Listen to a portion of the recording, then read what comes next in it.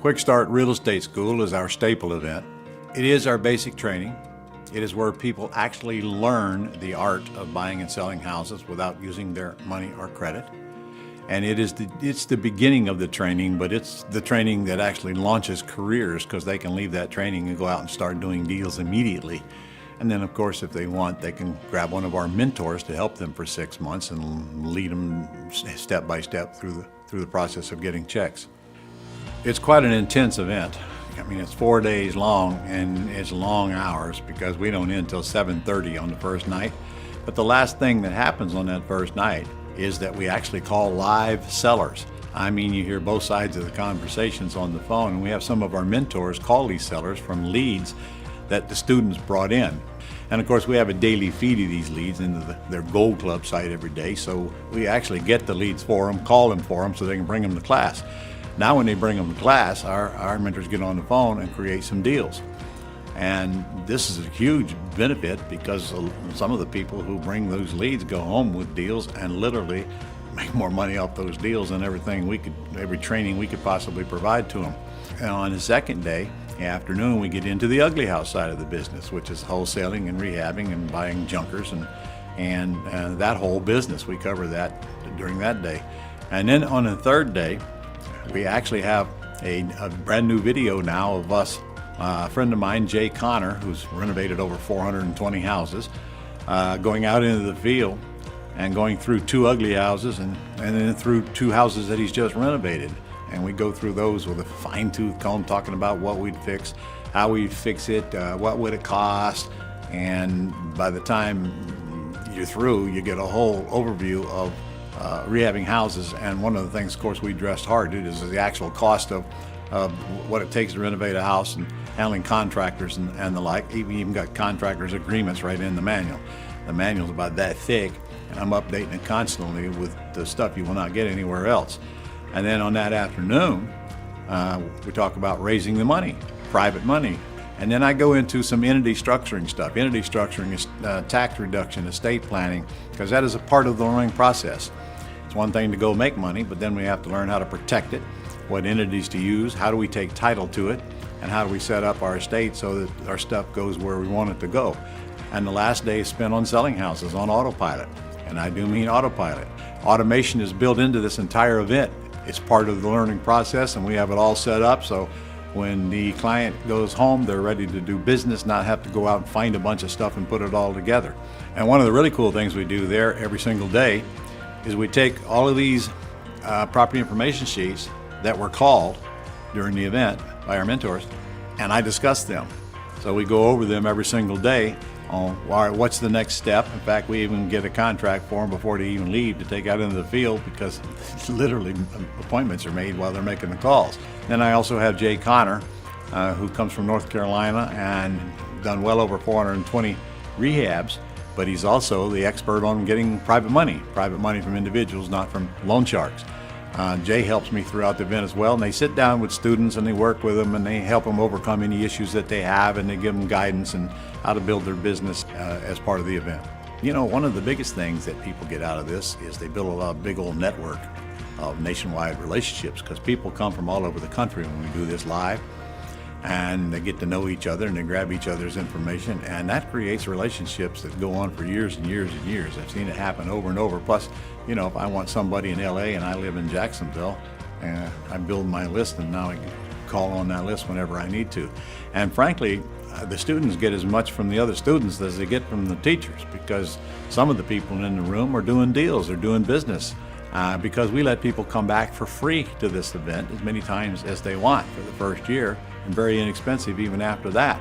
So there's a lot of good quality people. I'm constantly updating the content of this event because things change, technology changes, and I think one of the biggest benefits is the students bring stuff to me. I learn as much from them as they learn from me, and as I learn it, I add it to the content of the class.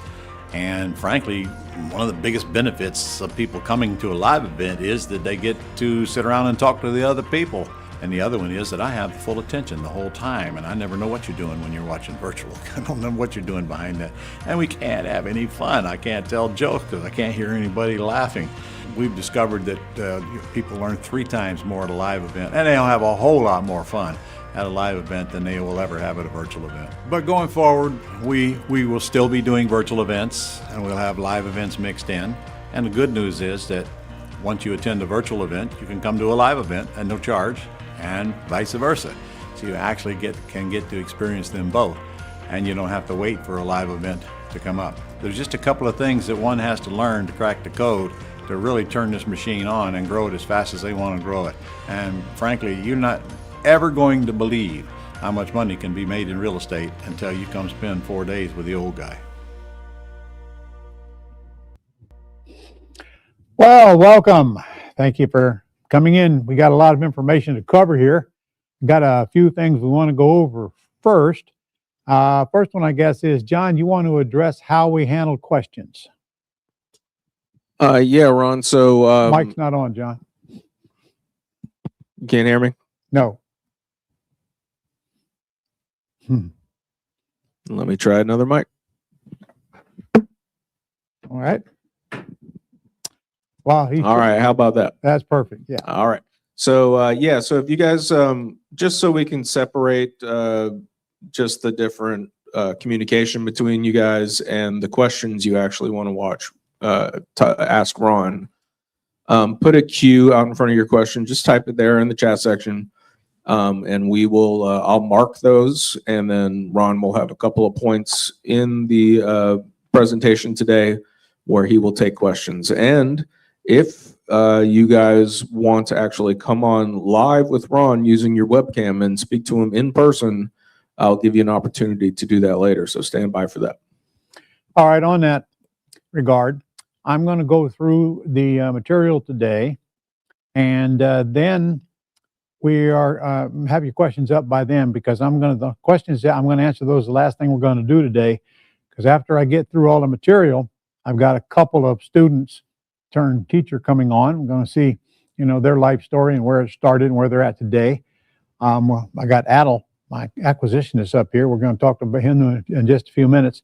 So it's after I get through interviewing the students, then we're going to take questions as long as we can. And you can write down right now if you're taking notes, and I sure hope you are. Write down ask@ronlegrand.com, and then you can send those questions in anytime that you want, and I'll get them answered for you. And I answer all of those questions personally.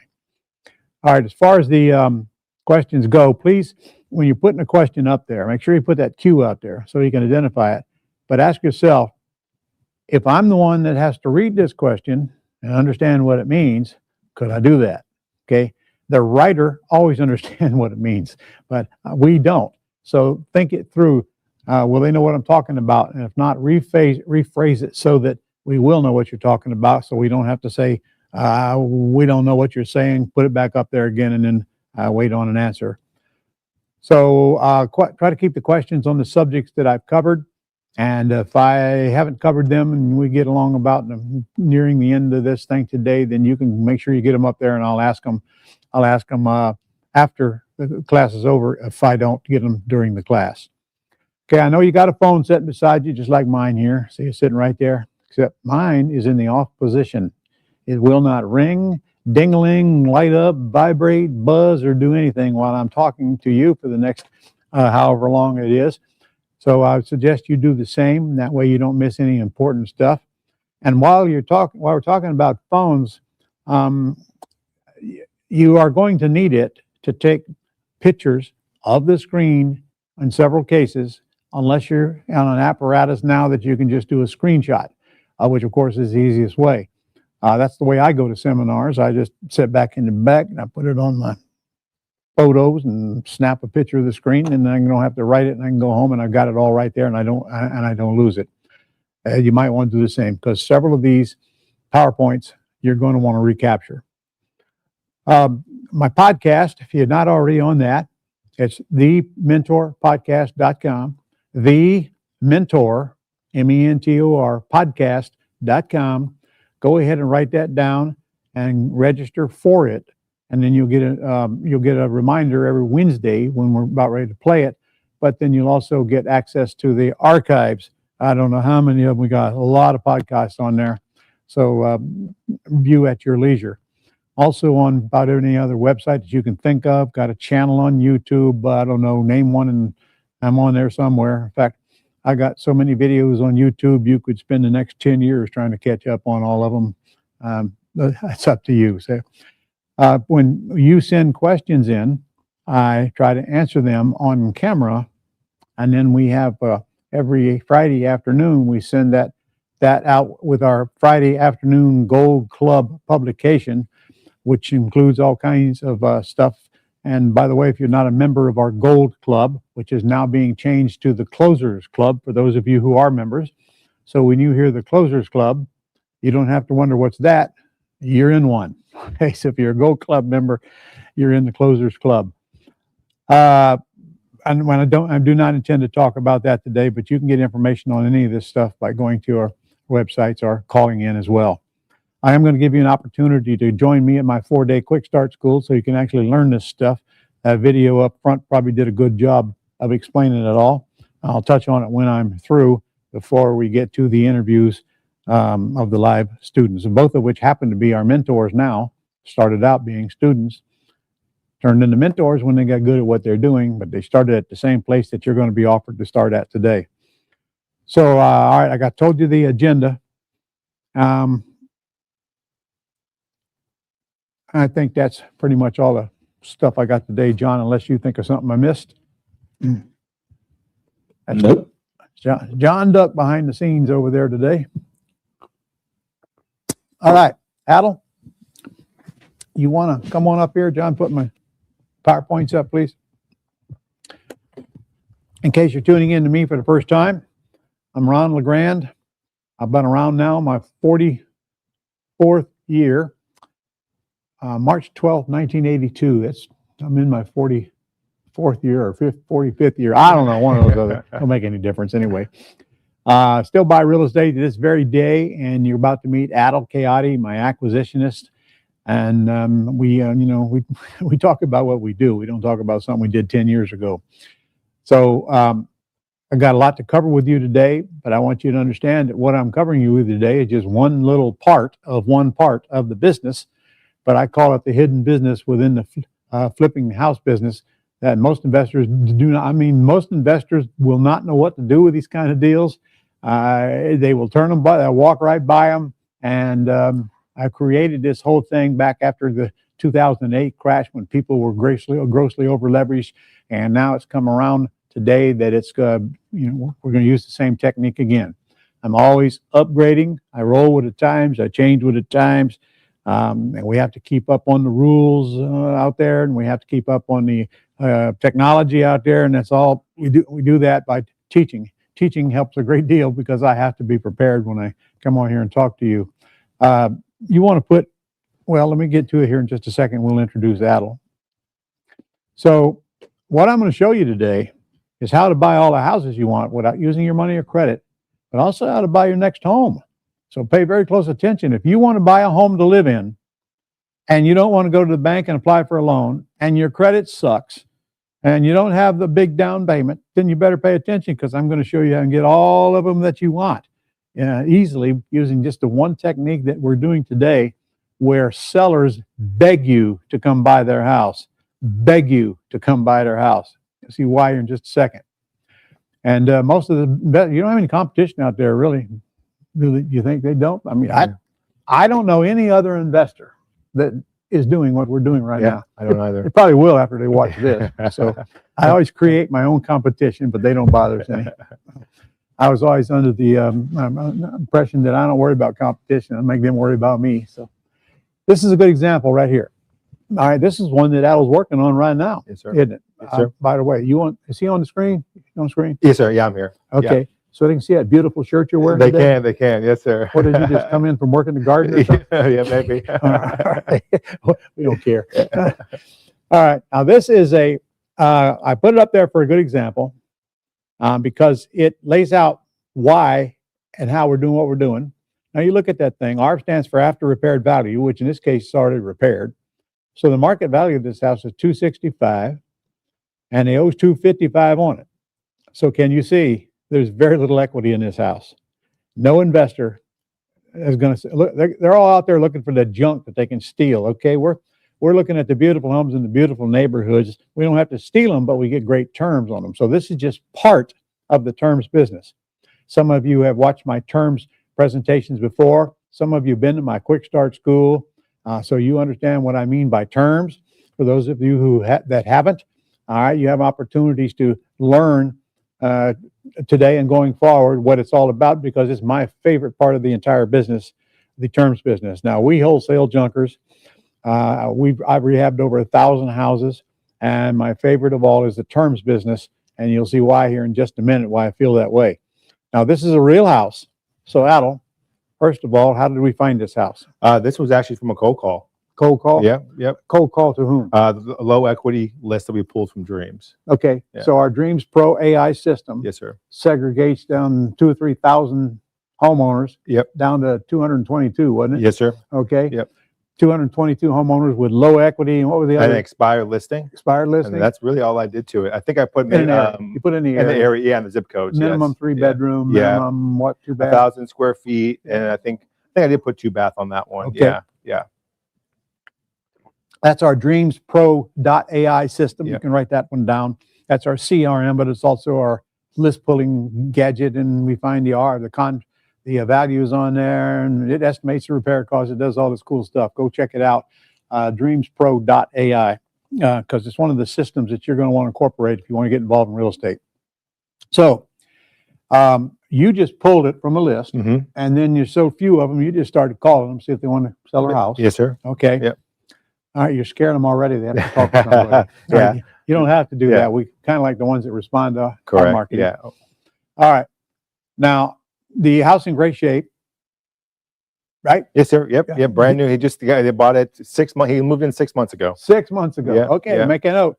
Bought the house 6 months ago. Now, please don't ask me why is he selling it. Honestly, I don't care why. I quit asking why 43 years ago. We know that he wants to sell it, and we find that's quite common. Yeah. In our terms world, or in this part of the business, our houses they haven't been in it more than 3 years. Some of them 2 years, some of them 1 year. And then that means they financed it recently. That means they got a high payment on it. Yep. All right. Notice the payment on this one's $2,165, and that's a high payment on a $265,000 house. Okay, we'll get to that in a minute. So relax, because that works in your favor. 29 years. How'd you get 29 years? I just tell them to start making your payment till we get you cashed out. Okay, that's one of right on our script. I assume you're okay if we make your payment until you're paid off in the future, right? Yep. Okay, and he Yep. said, yeah. Yeah, All right. he's All right. he's good. All right. Now, was this fella asking for any money? He kind of brought it up a little bit, but I flat out told him that wouldn't happen. Yeah, because he already owes what it's worth. Yep. All right. So he got over that in a hurry. Now you can think about, guys, listen, what do you think his motivation was looking at the screen? You know what it was. He's moving and he's got a $2,100 a month payment. Who wouldn't be motivated? And that brings up why these kind of sellers are so motivated. They have no other way to get out. A realtor couldn't list it. I mean, he already had it expired listing, and I don't know, the realtor can't get more than about 10 grand out of it. That's all the spread he's got. The realtor won't get all of that. Yeah. So the realtor just didn't care about it. And a lot of them won't even bother listing it. So what's his other choices? Sell it himself. And I can tell you right now, most people who live in their house have no idea how to sell their house, and they make a mess out of it, and they are not qualified to sell it. And plus that, he didn't have time. He had to leave town, as I recall. Yep. So we didn't name the term. So I want to think with me now. We don't make offers. Sellers make us offers by asking the questions we want the answers to that make us an offer. For example, in this case, we asked him, what's the least you take for the house? And he said, what I owe. All right. Then we said, we usually buy with nothing down. Okay. He said, well, sure. Why wouldn't he? He don't have much equity in it. Yep. All right. And then we said, assume you're okay if we make your payments until you're cashed out in the future. Okay. I just gave you the $1 million script, my friends. I hope you got it, because that script is making us a lot of money, making everybody around this country that I've trained a lot of money. Learn to shut up, ask questions, let them give you the answers, which makes you an offer like I just did, and you'll see the world change for you. So take a picture of that. Keep it in mind. We'll talk about it a little bit more here. Can you see why the seller wants out? That's the first thing you've got to understand. Extremely motivated. They beg you to come by their house, don't they? Yep, yep. And if you don't call them right back, they call you right back. Yeah, Because that's this, true. This is a totally Yeah. different kind of seller, folks. Not kind, loves their house and, want to negotiate with you and all that. These people need you badly. All right. Now, I'm going to tell you right now, we don't buy all of these we get because sometimes there's other factors that will kill a deal. Yes, sir. Let's take this one. If this one needed, say, $10,000 worth of work, I don't want it. I don't want it. If it's not in excellent shape, I don't want it. Can I go spend $10,000 on it plus pay the closing costs, and now I'm upside down in it? I'm going to pass on it because these things are out there all over the place right now due to the high interest rates for the last 2 or 3 years of getting loans, and they're going to start coming down now, but that have nothing to do with this house. So I'm going to take it like it is, as is, and I'm going to get all the benefits of owning real estate, as you can see here in a moment. So why would I buy this house? All right. Number one, no down payment. So think back with me.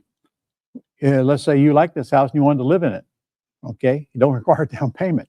All right, if you want to buy it, you got to pay some closing costs because the seller's not going to come closing with money, or you can at least purchase it and there are no closing costs.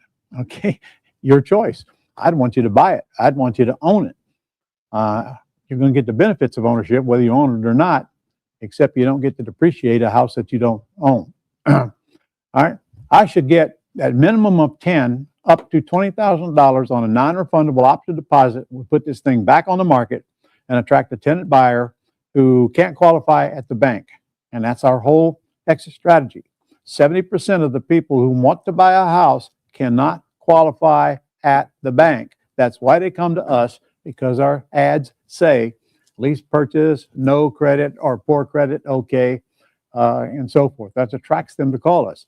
So they can qualify after they live in the house and fix whatever is broke that's causing them not to qualify now. A lot of times it's credit, sometimes it's debt ratio. I give them 2 years to do it, most usually, and that's 2 years is time enough to fix any problem that they have that keeps them qualified at the bank. Even raise the down payment. And now they usually give us more than they need to go to the down payment to buy these lower end houses, but either way, they can't qualify. So we put them in there, we collect their non-refundable deposit, they start paying us rent that we agree upon, and I give them 2 years, and I don't care if if they don't buy at the end of the 2 years, I don't care. I've got tenant buyers been in the houses over 10 years, haven't bought yet, and never will. So my goal is to get them in the house, get all the benefits of real estate. I'd rather they not buy, okay? But it's entirely up to them. I wouldn't do anything to stop them, but just the way it is, most of them just don't do what they need to do to go buy the house. And this deal, if we actually go through with this deal, I don't make payments on these houses until the 3rd month after closing, or here's the exact language. We put it right in the agreement. Payments on the underlying loan will begin the 3rd month after the latter of closing or house vacated. That makes sure that if they're going to stay in the house after you buy it, that our payments don't start till 90 days after they're out of the house. Okay, just one little thing I learned a few years ago to put in their agreements for safety factor. And of course, we don't personally guarantee anything. I'm telling you right now, I don't want you to ever guarantee a note. Don't you ever fill out an application. Don't you ever have somebody pull your credit report. We don't do that on Planet Ron.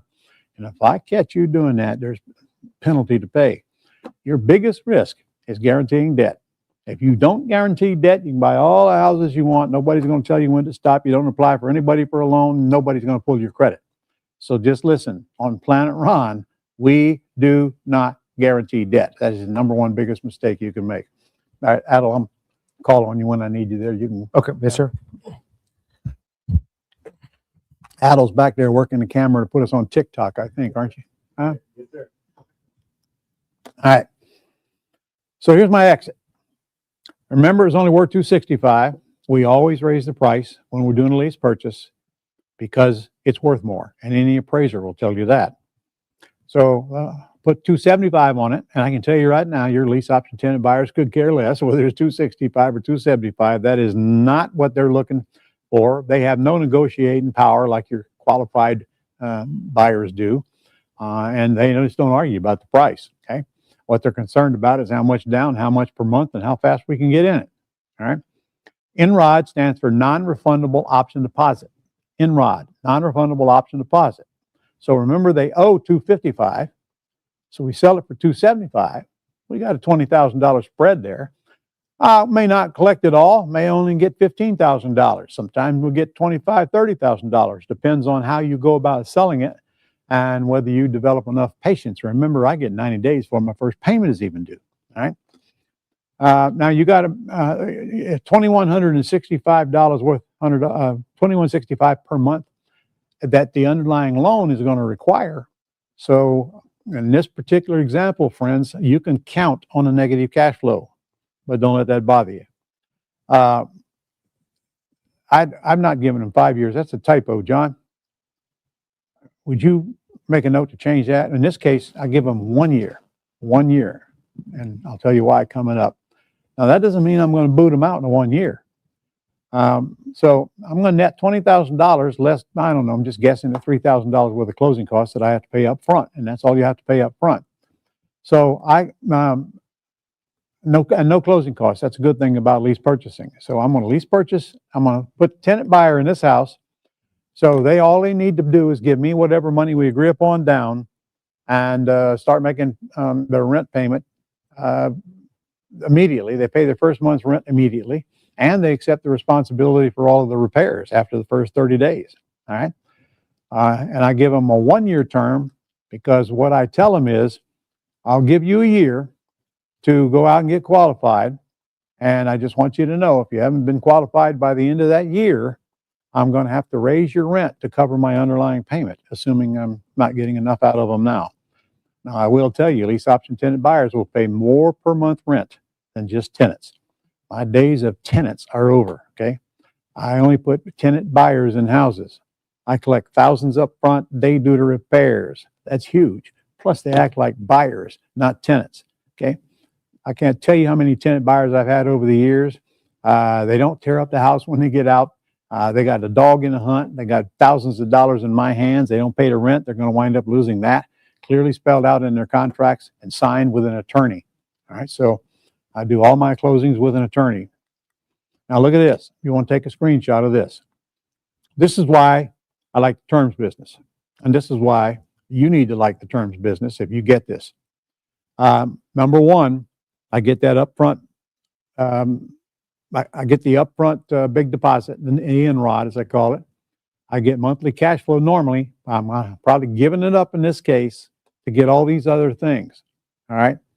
I get the appreciation. You know what happened, up till a couple of years ago, real estate all across this country darn near doubled in value within 2 years. Okay.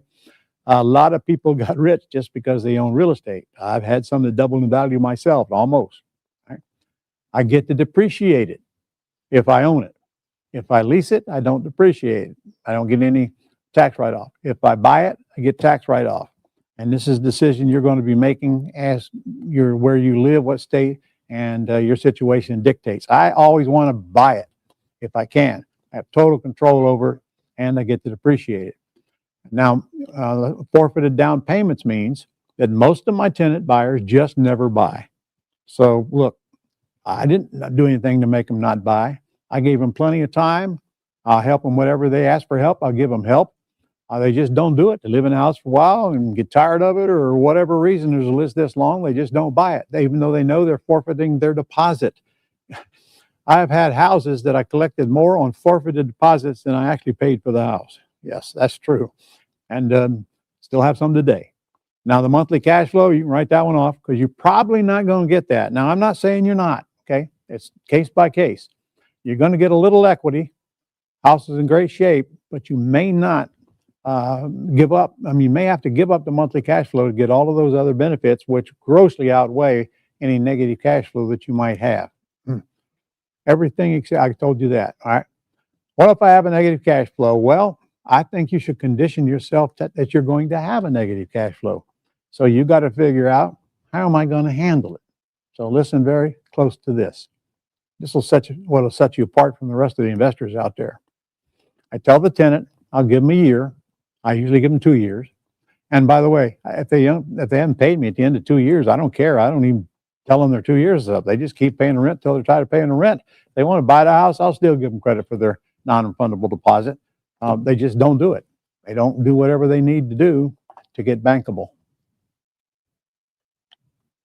And if they do, then I get cashed out and go get me another golden goose and keep them going. So the longer they're in the house, the better I like it. I'm not in this business to cash them out. I'm in this business to create these golden geese that keep laying these golden eggs. Again, if they move, I just go do it again. And if they move, I go do it again. They move, I go do it again. Okay. Take this example we just looked at. That debt pays off in 29 years. I have no intentions of selling the house unless one of my tenant buyers goes in there and gets qualified for a loan. All right. All right. Now let's say you have a $200 a month negative.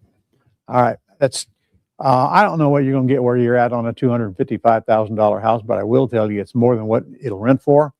I may be able to get the enough to cover the debt out of the tenant buyer. I'll show you how in a minute, or I may not. Okay. When I buy this house, I kind of have to plan on having a negative. So now what we're going to do to fix the negative is the next question. If you're going to get $10,000, say you only get 10. I won't take less than 5% of the sales price. I can tell you that right now. If they don't have 5% down, I don't want them. I just don't want them. I learned a long time ago, better to have an empty house than the wrong person in the house. Okay. And if they can't put up 5%, they're probably just a problem I'm going to deal with later. If I get enough down payment out of them, I don't have problems with tenant buyers. Totally different business than people that have houses that will have tenants in them. Now, if I know I'm going to have a $200 negative cash flow, that's a $2,400 a year. Why don't I just take that and set it aside? Or, set it aside, put it in another account. It's not your money, knowing that you're going to be using it to make up that monthly negative. All right. So you're going to get $10,000 to $20,000. You've got plenty of money to use some of that to cover the negative cash flow if you can't find another way to do it. Well, here's another way. There's this thing called depreciation. That's the government gives you a tax write-off for owning a property. You know, they're helping you buy property. So if I paid $255 for this property, which I did, now I took over a debt. It doesn't matter how I buy it. I take over a debt. As long as I buy the house, I get to depreciate the house, right?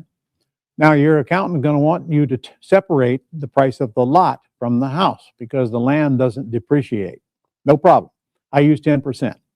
Now your accountant might want you to use more. Nope, 10%. In fact, $25,000 is all that lot is worth on a $255,000 house, if that, most any place in the country. So that means my basis is $230. So it's purchase price minus lot equals basis. And basis is the number you're looking at because you can take that basis. Let's say you're in a 25% tax bracket, which to me means we need to get you more income because I want you in the 37% tax bracket with me because I can't support this entire government all by myself. I'm going to need your help. No, I'm not. The truth is, whatever tax bracket you're in, then the government's going to take your basis and your CPA is going to take your basis and divide it by 27 and a half years or 29 and a half years. No, it's 29 and a half or 27 and a half. 27 and a half. That's a typo. And divide it by 27 and a half years. All right. Which is wrong. 27 and a half is what it is. It's not 25. So I'm actually getting more than I thought I was going to get. Now your write-off would be $7,800 at 25%. Your write-off would be $7,800 write-off if you take the 230 and divide it by the 29 and a half years. So if you're in a 25% bracket, you literally save $1,950 per year in taxes you do not have to pay the IRS just because you own that house. So I'm going to say that again. The more of these houses that you own, the less of these taxes you're going to have to pay. And if you will come let me train you for 4 days, I will show you how you can buy all the houses that you want for the rest of your life and never pay income taxes upon the sale of any of them. No taxes on real estate. Very legal, and it's just a tool that we can use as real estate investors. So, hey, Adam, take that 230 and divide it by 27 and a half. See what the 20. So it's 2000. So it's 2091. John, would you make a note to change that, please? Yes, sir. It's 27 and a half years, and it's 2091. So I'm almost break even on my 2,450 right there alone. Okay. So I have a 450 negative per year, not per month, per year. But that's without my down payment assistance program. All right. Brought it up. Now I got to explain what it is, don't I? Look, I teach it at the boot camp, but here I'm going to give you a thumbnail sketch of it. Adel, I'm going to use you. You're my tenant buyer. Yes, sir. Okay, so we're sitting here at the table, and you've agreed that you could pay $1,900 a month. All right. All right. So now I've got everything done. I've got the yellow pad in front of me here. We've agreed on everything. I'm going to say, Adel, one more thing. I've got this down payment assistance program where I allow my clients to pay in extra every month above the rent applied directly toward their down payment. Wow. Okay. So not only do you get credit for that off the purchase price, you also build your down payment at the same time. For example, if you could pay me an extra $200 a month, All all right, you're going to get $200 off the purchase price, and that $200 applies toward your down payment. Wow. That fair? Yeah, Like that? I do Okay. actually. Want to talk to Martha about it there a minute? Sure. Yeah. Martha agree? I think more. Hey, what do you think? Yeah. Yeah. She's on board. She agreed. All right. All right, let me write that down here. All right, one more thing. If you could bump that to $300, all right, I'll give you $300 credit off the purchase price, and I'll take another $300 off of your applied to your down payment, Okay. and then I'll throw in an extra $100 on top of that off your purchase price. Wow. So How's we're that sound? talking about like 35 for almost $4,000 a year, basically added to. Yeah, Yeah. you give me 300, and I'll Yeah. give you 700 back. Yeah. Wow. Is that fair? I think that's a pretty good deal. Okay, well, good. I'm gonna write that down. Yeah. I think you can do that. Yeah. All right. One more thing. That's the Columbo clause. Okay. One more thing. All right. If you could raise that to 400, I know it might be a little stretch, but I Yeah. also know you'll get used to it very quickly because you're actually investing in a house now. Yeah. I'll give you your 400 right off of the I'll add to your down payment, subtract from your down payment. I'll add to your down payment that you can show the bank Yeah. that you paid because you have, and then I'll give you another $400 off the purchase price every single month you do. Oh, 400 is kind of stretching it, but I mean, it's a pretty good deal. Well, I'll tell you what I'll do. I'll give you 2 months out of the year. You don't have to do that if you don't want to. Okay, actually, I could do that. Mhm. All right, so I'll make a note here, $400 down payment assistance. All right. In that 5 minutes, I've just created an extra $400 a month positive cash flow, and that'll cover my negative. Yep. And that'll got a good deal too. It Really is. good deal Yeah. if he buys. Yeah. Okay, because forfeited if you don't buy. Okay. All right. If he buys, you got a really good deal. So I'm going to give him $4,800 a year off my purchase price, off of that $10,000 I raised the price. So I'm actually giving him money out of the artificial inseminated equity. Did y'all get that? I don't think so. Went like that. All right. Anyway, there's all kinds of ways to get that monthly up, but even if you don't, there's all kinds of ways to counter it. So it's not like you got to use your grocery money to pay any negative cash flow to get this house. Another one. I'm sure most of you have not heard of cost segregation. Cost segregation is where you have a company come in and they take all the personal property stuff out of the house on paper. They ain't going to remove your air conditioner, but anything that we considered energy saving, like windows, and they separate it out and they put it on an accelerated depreciation schedule somewhere between 3 and 5 years. That greatly increases your depreciation because you're not doing it over 27 and a half, you're doing it over 5. Thus, it increases your depreciation. It increases the amount you do not have to send to the IRS. You do all these things together and you're actually making money, even if, well, you're going to be raising enough to pay the down payment anyway, so it's irrelevant. I think you get the point. Now, if I have to go back over that, now listen, write this down, because whether you want to go forward today with me or not, you still need to understand this stuff. Set aside money out of your INROD, which you should do anyway. You should set aside a little money out of it every time you get it, no matter whether you have a negative or not, just for Murphy. Depreciation. So escrow account of your own, depreciation, and that gets you the big write-off. And then you got the down payment assistance program on top of that. And remember, we're only doing this for a year, and we already told them in advance, and it's in writing, that we're going to raise the rent for enough to cover if you do none of that stuff. So cost segregation, that's 4 different ways right there you can kill negative cash flow. All right, let me give you an example that I often use in my seminars to show you why you want to hold on to real estate. Now, this is very important. You might want to take a screenshot of what I'm about to show you, because this is what a lot of people miss as real estate investors. Some go through their whole career chasing junkers and don't ever figure this out. Now, I went through a lot of years doing the same myself. My first deal was a wholesale deal, and I'm well over 1,000 cents, and I'm still going. Look in the lower left-hand corner of that, and you'll see this house. This house is right up the street from my house. All right. Now, this deal I bought in 2014. So what did we at now? 12 years later. By the way, my numbers are only based on 9 years. Okay. I haven't updated them lately. So I'm showing you what 9 years this house was worth more now.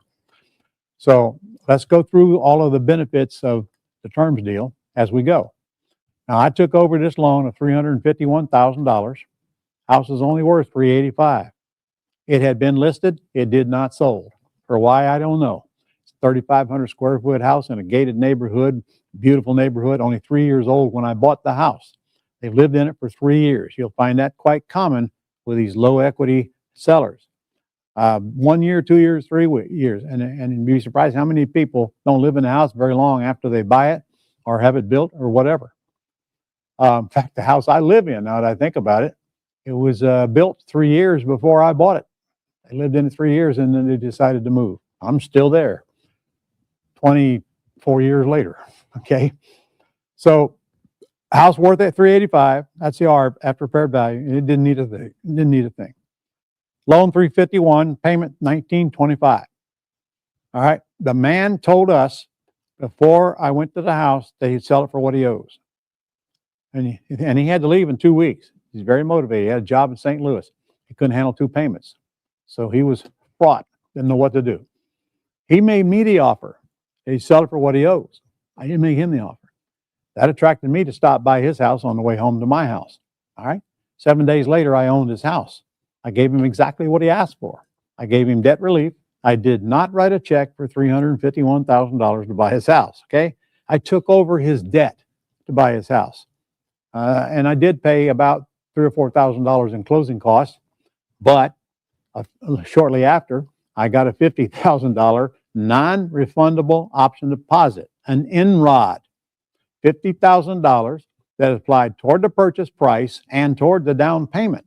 Okay, this was over the FHA limit then, so therefore they had to go to the bank. They probably need 20% down to buy the house to begin with. All right, they gave me a chunk of it, but 20% of 400,000 is 80,000. They only gave me 50,000, so they still had to raise more money probably to put up for a down payment. The credit was not good enough to go to the loan bank right now, or they would have done it. And frankly, it wasn't that bad. I put them in the house for 2 years, and guess what? They lived in the house for 2 years, and she called me and told me they were moving. Kind of shocked me as well. I said, why don't you stay another year? I won't charge you anymore. And nah, we're moving. In fact, they were halfway out of the house when they called me. Now, she forfeited her $50,000 deposit, and she knew it because going in, we made that very clear, and it's in writing. So she just asked, I suppose we're not going to get that back, are we? I said, well, that's correct. You're not. And that was the end of the conversation. All right. So she literally walked out of the house, leaving 50 grand behind. And my next tenant, my tenant buyer agreed to pay No, this tenant buyer paid $2,500 a month for the 2 years they were in there. By the way, I told them what I wanted for the price. They told me they could put up as much as $50,000, which is why I'm talking to them, because I don't even talk to them until I know how much money they have to put down and how much they can pay for rent. They made me a $50,000 offer. They made me a $2,500 a month offer. You remember, my payment was only $1,925. And I asked them how long they needed. They said, well, I guess a year.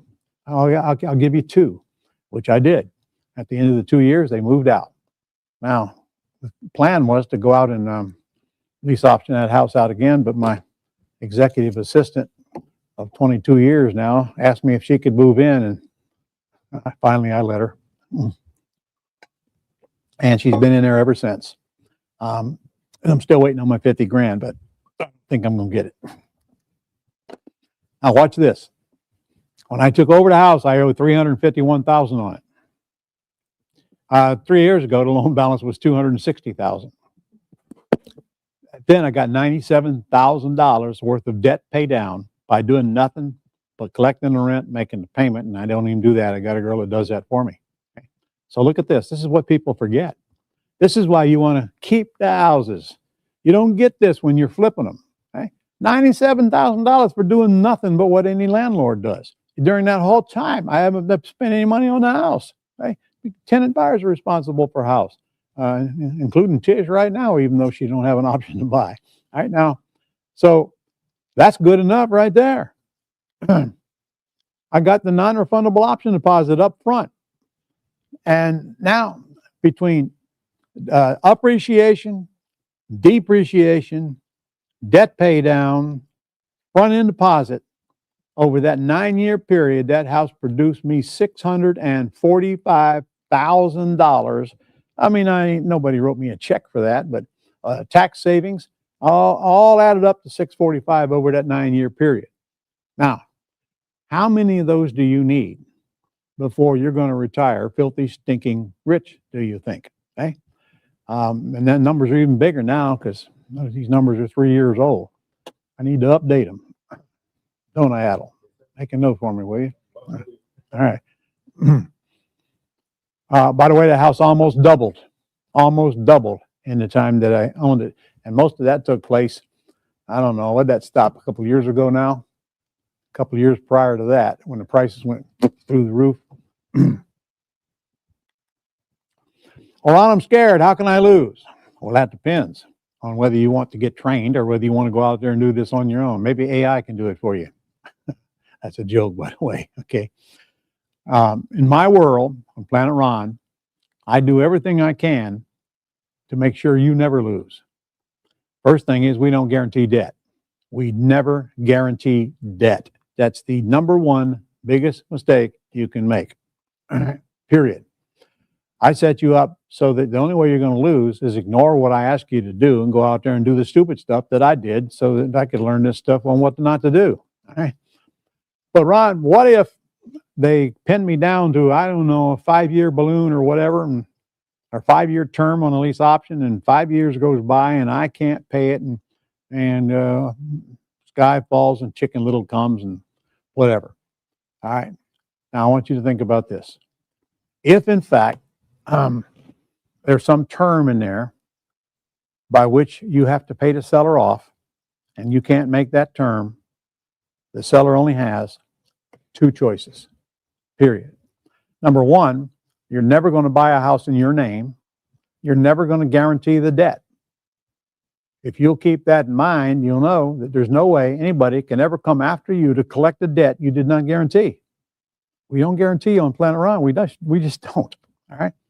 You're going to buy the house in a land trust, very simple trust, which is part of your training.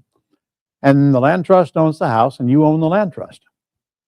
But if, let's say the seller wants the house back at the end of 5 years or whatever the term may be, they're not going to foreclose on it. You're going to give it back to them. If they want it back, you're going to give it back to them. Okay, you can't pay them off in the end of 5 years, so give it back to them.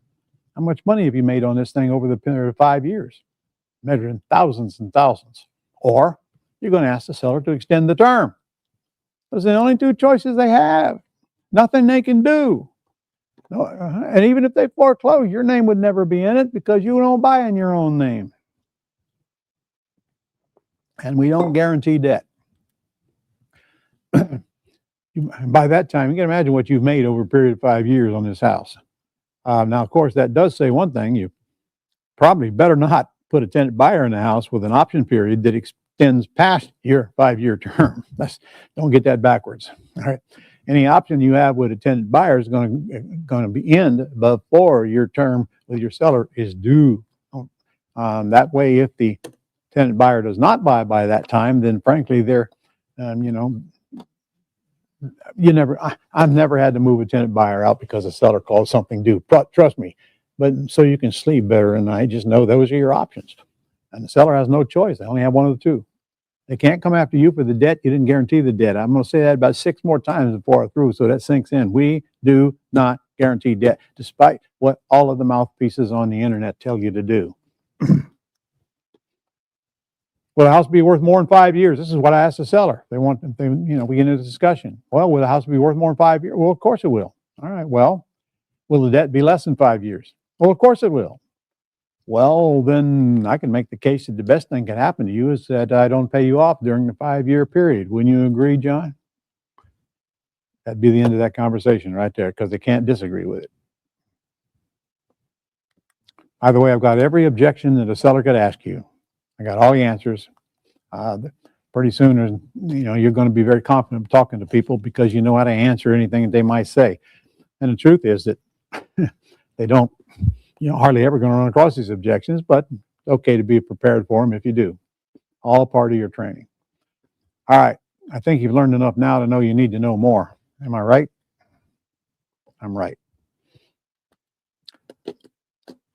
Quick Start Real Estate School. It's 4-day training. Now, some of you have been to Quick Start School, so you can take a short nap. Don't go away, because when I come back, I'm going to interview Ann Brandel and Alton Jones. Ann's from Indiana, Alton's from California. And then Adel also will be back with us then. All right, we'll see what's going on in these people's lives and how they've taken the training that I'm about to offer you and turned it into a lifetime of wealth. All right, I do this virtually and I do it live.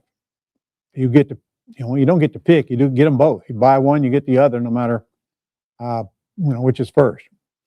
I'm going to teach you everything about the ugly house business and everything about the pretty house business, all in one 4-day event, including all these things: wholesaling, terms, rehabbing, finding deals, raising money, what to offer, pretty and ugly houses, and why we don't make offers. We let the seller make them to us, and we have the scripts. We just read and get the answers. Teach you how to handle yourself on the phone, because there's 2 main things that you have to master if you're going to excel in this business. Number 1, generating leads. If you don't generate leads, you got no business. And I found that to be true to any business. No matter what the product or service is, you got no leads, you got no customers, you got no business. All right. Same here. And then secondly is how to handle a closing call. That closing call, for the most part, is going to be about 2 minutes, because you're going to weed out most of the people to get to the ones that want to do business with you, like any other business. And during the one that takes more than 2 minutes, you're going to find out very quickly by using my scripts whether there's a reason for you to continue on and set an appointment with them. I have a script for the appointment. I have a script for everything. And you're going to learn how to do that and how to handle yourself on the phone. And in the process, I'm going to make you a whole lot better negotiator than you are right now, because you're going to learn to shut up, ask questions, answer questions with questions. And I got 14 mistakes that people make, and there's nobody on the planet that don't make some of them. So when I change your ability to handle yourself on the phone or in person, it's going to affect you for the rest of your life. I promise you, you're going to get a whole lot more of what you want, talk a whole lot less, and win more. I'm going to teach you how to estimate repairs on these houses. In fact, by looking at the picture of the property, you can estimate the repairs after you learn some basics. Teach you how to get the ARV, the after repaired value. In other words, how to get comps, because most people really don't have a clue, and they make decisions based on the Zestimate on Zillow, which is a big mistake on their part. because the house is almost always worth more than the Zestimate on Zillow. They don't know that.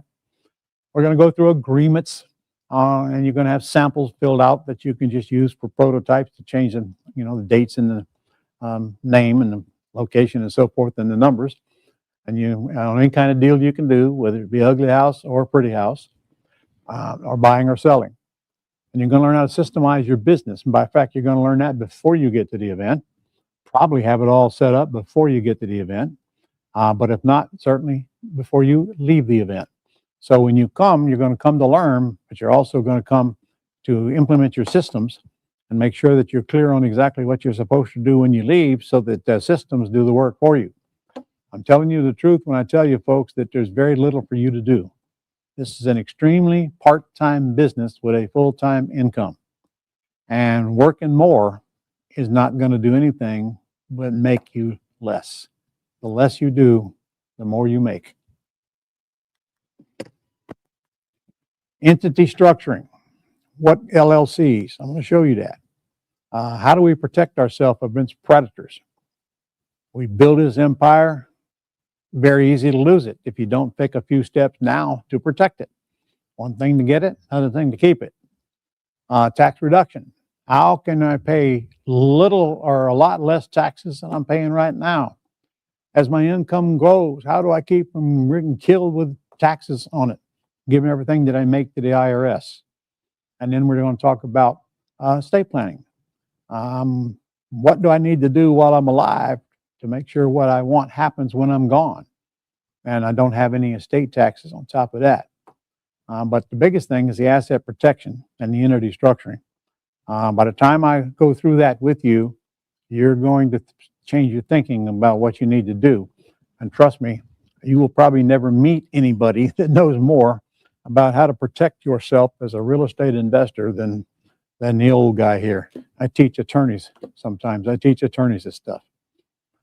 Selling houses. Everybody's worried about whether I'm going to sell. There's two very, very easy houses for you to sell. One is if you're wholesaling a junker, and two, if you're putting a tenant buyer in a beautiful home in a beautiful neighborhood. Two easy sales. However, there's a system. We don't talk to the buyers till we know how much money they got to put down and how much they can pay per month. System screens them out. We don't talk to sellers until we know that they have a house for sale and they want to talk to us. So your phone calls are a fraction of what you would think they might be. And if you don't take control of them, I'm telling you, it's going to suck up a whole lot of your life. So getting your selling systemized means you don't have to go show houses. We don't do that. Okay? We get the house ready to show if applicable, and put the lockbox on it and give them a lockbox code, but we don't give them the code till after we know how much they got to put down, how much they can pay per month. If it's obvious they're not going to get in the house, there's no reason to give them a lockbox code. So it's all systemized. It's all very, very systemized. And most of the work is delegated out. And I mean that sincerely. I'm a pretty good example of that myself. I don't do anything in the real estate business because Adel does it all. And I think maybe you should probably come learn it before you try to delegate it. But pretty soon you're going to see that this is a business that you can turn on and let it produce revenue while you go do whatever it is you want to do in life. I got several things going on right now. And, I don't get up every day and have to do anything, especially do anything in real estate. So one thing, we learn it, and then we get systems up, and then we do some, and then we delegate it, and then we get out of the way and let other people do what they do best so we can do what we do best. That's the definition of financial freedom. Before you will come, we're going to train you to bring in some leads, what we call property information sheets. Just one sheet of paper, but that sheet of paper has got all the information we need from the seller. Okay, got one in here somewhere. And your virtual assistant is going to fill that out for you to save you an awful lot of time. And you don't even know they're doing it until you get the sheet from them. And it's in here somewhere. It's a white piece of paper with black ink on it. That's what it looks like. All right. So when you get that, now you make this quick call to the seller. And pretty soon you'll be delegating that as well. And you're going to have my scripts in front of you. So I'm going to teach you how to bring them before you come, and then we're going to process all of them when you arrive. So that means that my team will be calling your sellers for you And that means that you don't have to talk to the seller before you come to the boot camp. Let us call the sellers for you and make deals while you're here that you can take home and implement after you're gone and get help to do that if you want to. So this is a deal-a-thon. This is not just training. We're going to do live deals in this thing in addition to the training. I'll do the training. My team will help get you live deals. In fact, you're going to meet Ann Brandel here in a minute.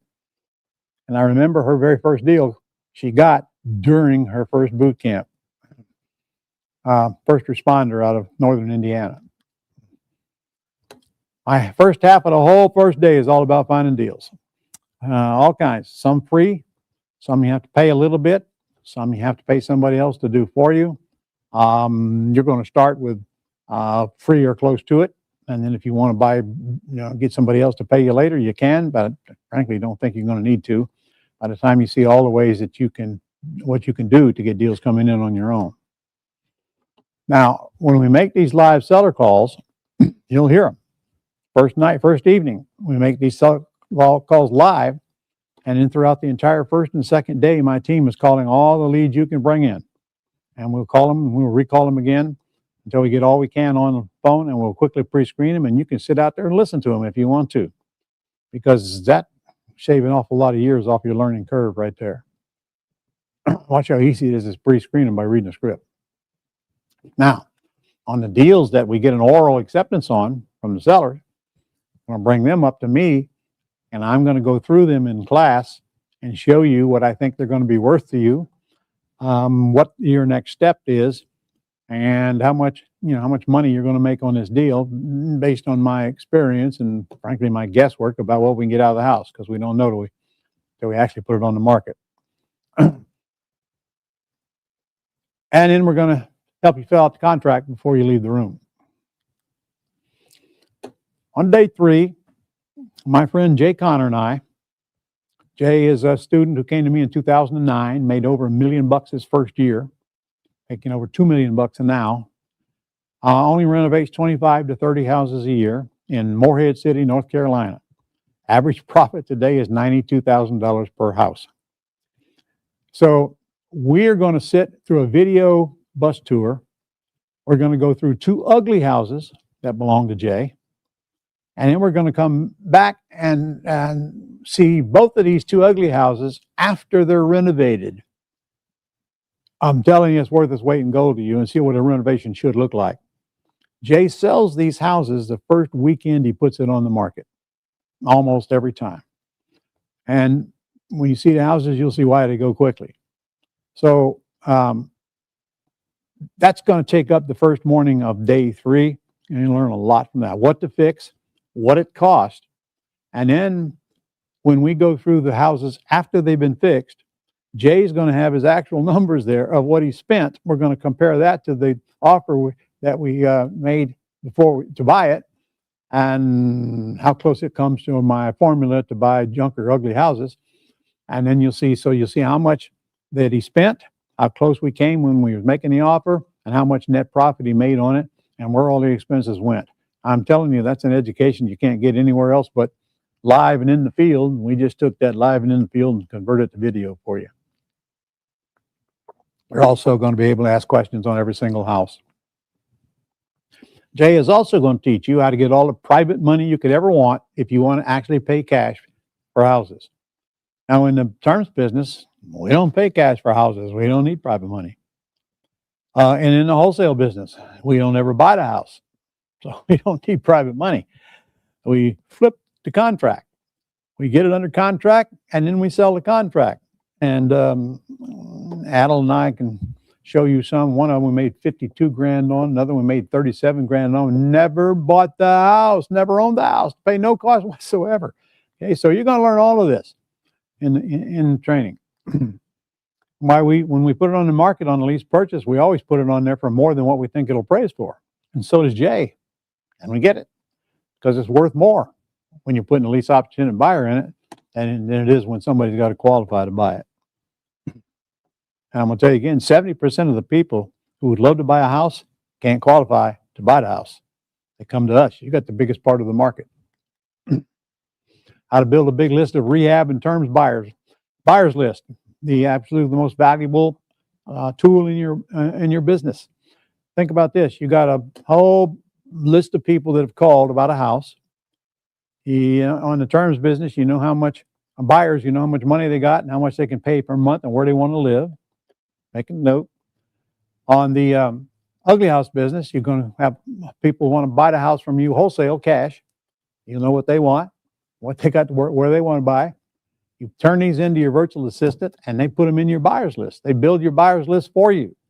They set up we supply you with a website. We supply you with a CRM system. They do all the work on that, and all you do is send them what you want to add to it. So you're beginning to get this automation system. All right, you're not going to spend your life on a computer. No need to. No need to even be computer literate, for that matter. I don't spend any time on a computer at all. Pretty much, I don't go to Facebook. I don't go to any of those sites. I'm looking at stocks nowadays. That's about the end of it. And Jay's going to teach you how to raise money. Guys, there's more money out there than you're ever possibly going to need. And that's only if you want to pay cash for houses, and that's only if you're going to renovate them. Right? So you don't need private money to make a lot of money in this business, but you might as well learn how to get it while we're at it, eh? From people, not from loan sharks. We make our own rules when we're borrowing private money. We set our own rules. No points, no one-year balloon, none of that junk when we get money from human beings that want to get a good rate of return for their money, and that's somewhere around 8% in today's world. There's over $12 trillion just in IRAs alone in this country. So you can bring a guest, no charge, as long as they're a parent or a child or a spouse or significant other or someone in your business. If you want to bring a second guest, it's $500. Many do. Bring your adult child if they're interested. Bring anybody in your family or in your business. And I don't know what a significant other is. I'm going to let you figure that out. I always say that means you're swapping spit. Tax deductible. Uncle will help you pay. Remember that? This is a business. So you write off every single dime you spend to get your training, and that means travel and hotel and food, tuition, all of it. All gets written off. So I don't know what tax bracket you're in, but whatever that is, that's how much, what percentage you are going to save and not send to the IRS just because you're writing off your business expenses. Now, you might want to take a shot of that because that's our schedule as far as we have it planned out this year. We're in Jacksonville, Florida. I'm sitting here in our meeting room right now, very comfortable. And I don't know, if you come down here in the middle of the summer, you're going to find it's always cool in this room. So don't worry about the weather. What I want you to really strongly think about is how fast can you get to one, not where it's at. Now, I'm going to start one next week. Okay, well, I got one starting on March 24th here in Jacksonville. If you can make a quick decision. You got plenty of time to drive here. I mean, I don't know, whether you want to fly or not, but 2/3 of the people are coming or driving anyway from someplace in the country. I had a fella come down to a meeting here last week, came down from North Dakota. It took him 26 hours to get here by car. Of course, I don't know how long it took him to get out of the snow, but anyway, now look at April. April 28th, simulcast. So that means that we're broadcasting it while I have people in the room at the same time. All right. Won't be a big crowd in the room because we're just opening this up, so we don't have much time to let the world know. However, do not wait till April. If there's any way you can get down here next week, get down here next week. Because here's one thing I'm going to do next week that I may not continue. Adel is putting together a campaign. You got a mic on? Yes, all right. Yep. Let's tell them what we're doing. What we're trying to do is drive live calls into the boot camp while it's going on. So it's a logistical problem all on its own. Yeah. We're dropping mail, postcards. Yes, sir. How far out? A couple days out? Yeah, they should be hitting the mailboxes by Sunday, Monday, Tuesday, somewhere in that range. Okay. Yeah. We start on Tuesday. Yeah.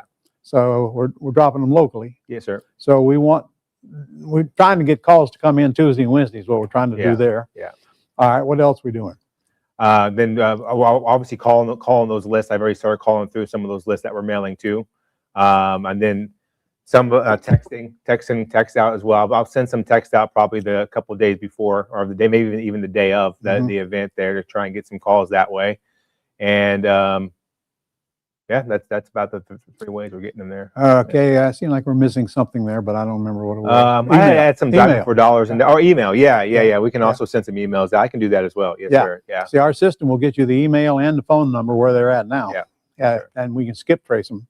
Yeah, they're going to skip trace them. Yep. Okay. Yep. Already did that. So we're going to see what happens. Okay, it's been 20 years since I've done this, so try it again. See what happens. Well, I'm only going to do that here in Jacksonville next week.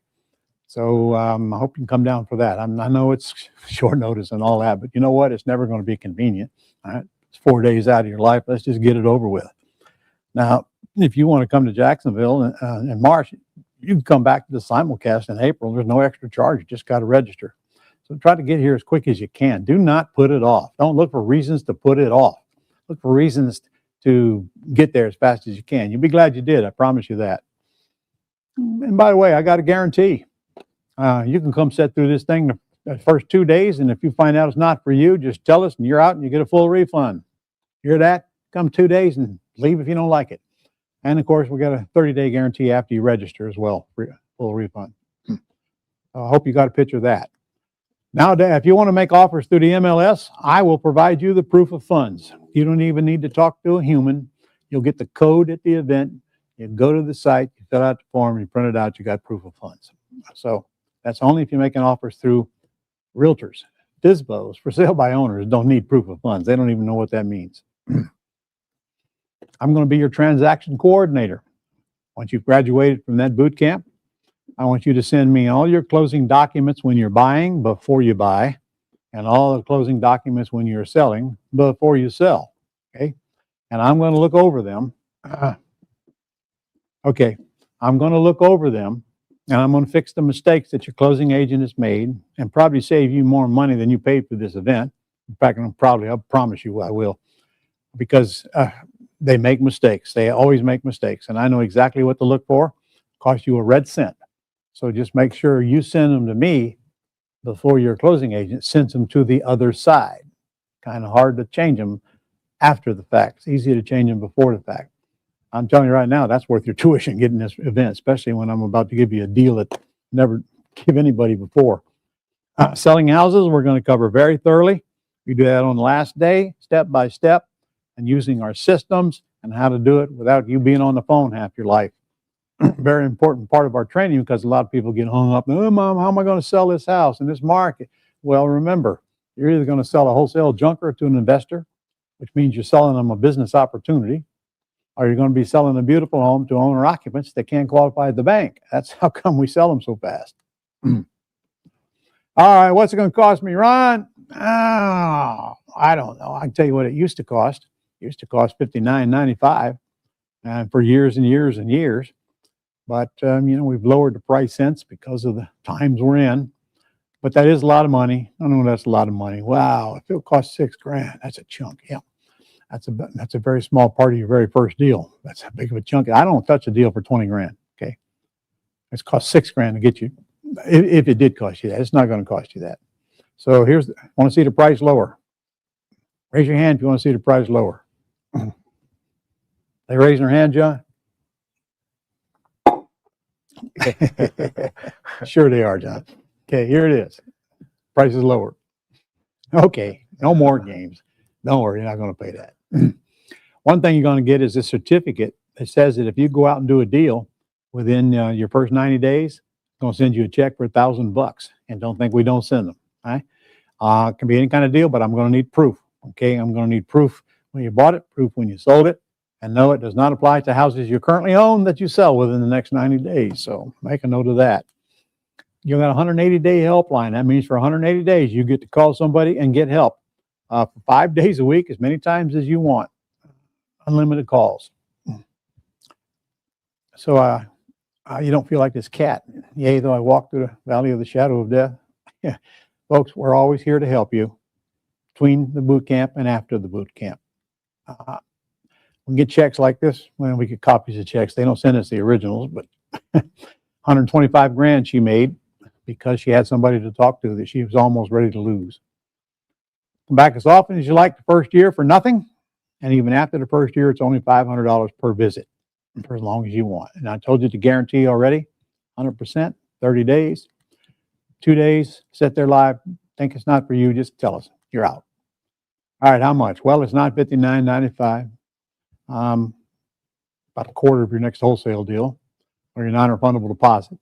By the way, Beverly and I booked a cruise. We're going in May. That cruise cost us $16,000.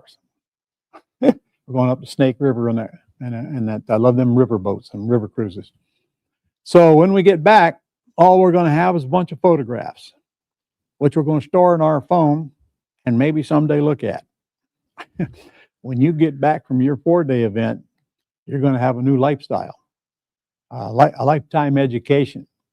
Whether you do it part-time, full-time, no time, next time you buy your home, you'll pay for this, just in the mistakes that you're not going to make. Huge increases. Yeah, it's going to be hard for you to come spend 4 days with me and not do anything about it. I swear, even if you want to buy 1 or 2 houses, want to buy your kids a house, whatever, it's going to be with you for life. It's not $49.95. It's not even $39.95. Here, it's only half price. It's $29.95. But if you're a first responder, which means first responder or veteran, take another $500 off. You're down to $24.95 now for 2 people to come to this live event for 4 days. And by the way, you're going to get a manual when you get here. I want you to see what this manual looks like. Here's the boot camp manual, just so you'll know what it looks like. Can they see that, John? Yeah. Over 300 pages in it, and you won't get this stuff anywhere else. All my famous lines you put in contracts are in there. Any one of them will save you more than you're paying for this entire event. Truth is, you're going to pay for it whether you come or not. You might as well come. Pay for it in lost deals and mistakes, or you can come and start making money instead of losing them. I'm going to give you this course on IRAs. And I want you to listen to this course when you get it, because it's very important. You can either grow tax-free or you can grow taxed. I don't want to see several years go by before you give this tax-free enough of your attention. It's very easy to do these deals in your IRA. I'm going to show you that while you're being trained, but you want to get this before you even get here. If you got a kid under 18 or a grandkid under 18 or anybody kid you know under 18 that you want to put through college without writing a check, you're going to learn that in this IRA course called a CESA. Make that note, CESA, Coverdale Educational Savings Account, that you set up for your kid before they turn 18 and literally pay for all of their educational expenses up until their age 30. Don't write a check. You just do a deal in their CESA. Just do a deal in their CESA and their education is paid for. Most people don't know that. I'm also going to give you a contract course because I know they scare some people. Don't be scared. I got all your contracts right in here. They're in your manual as well, but now you're going to get them even before you get to the event. How to fill them out, samples of each, and on any kind of real estate deal. I'm also going to send you my 3 cash flow systems. These sell for $19.97 by themselves. And there's one on wholesaling, one on retailing, one on terms. If you want to listen to them, fine. If you don't have to before you get to the event. Now, don't think these are the event, because they're not, but they're going to give you the basics. And we're going to actually not only teach them, but we're going to do them at the event. And I'm going to throw in another course on how to generate quality leads. This is a 3-day course that I taped here. More ways than you're ever going to use on generating sellers calling you.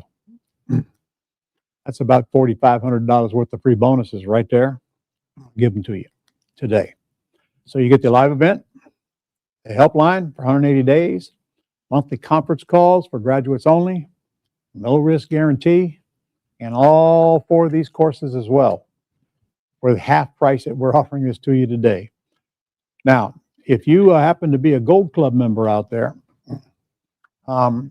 if you're a Gold Club member out there, I'm going to give you I'm going to let you use up to 500 Gold Club points.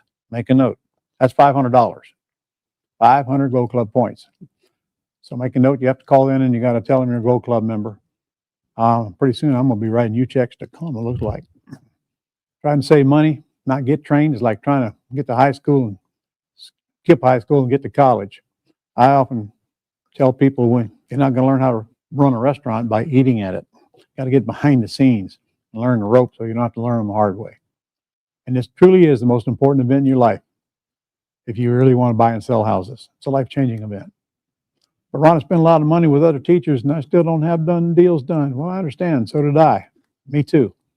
I bought everything I could buy in my earlier years in the 80s. You know what I found? I found out what the problem is, and I hated it. It was me. Because the best teachers in the world won't help without implementation. Folks, implementation has got to be there or your education is worthless. So let us help you implement. Don't just come to get trained. We're going to be there after you leave the class to help you move forward quickly, not lose deals while you're doing it. Can't buy experience, but you can rent it. That's pretty cool. I made that up, buddy. That's pretty cool. That's good. Yeah.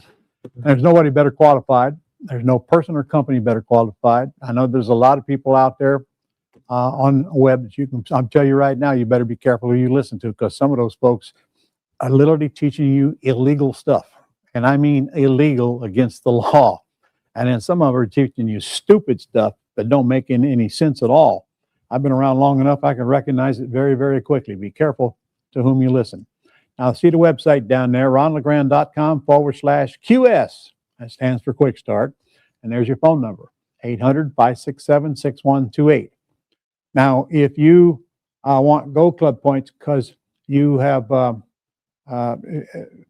want Gold Club points because I'm sorry, I'm giving you Gold Club points if you register for March or April, excuse me.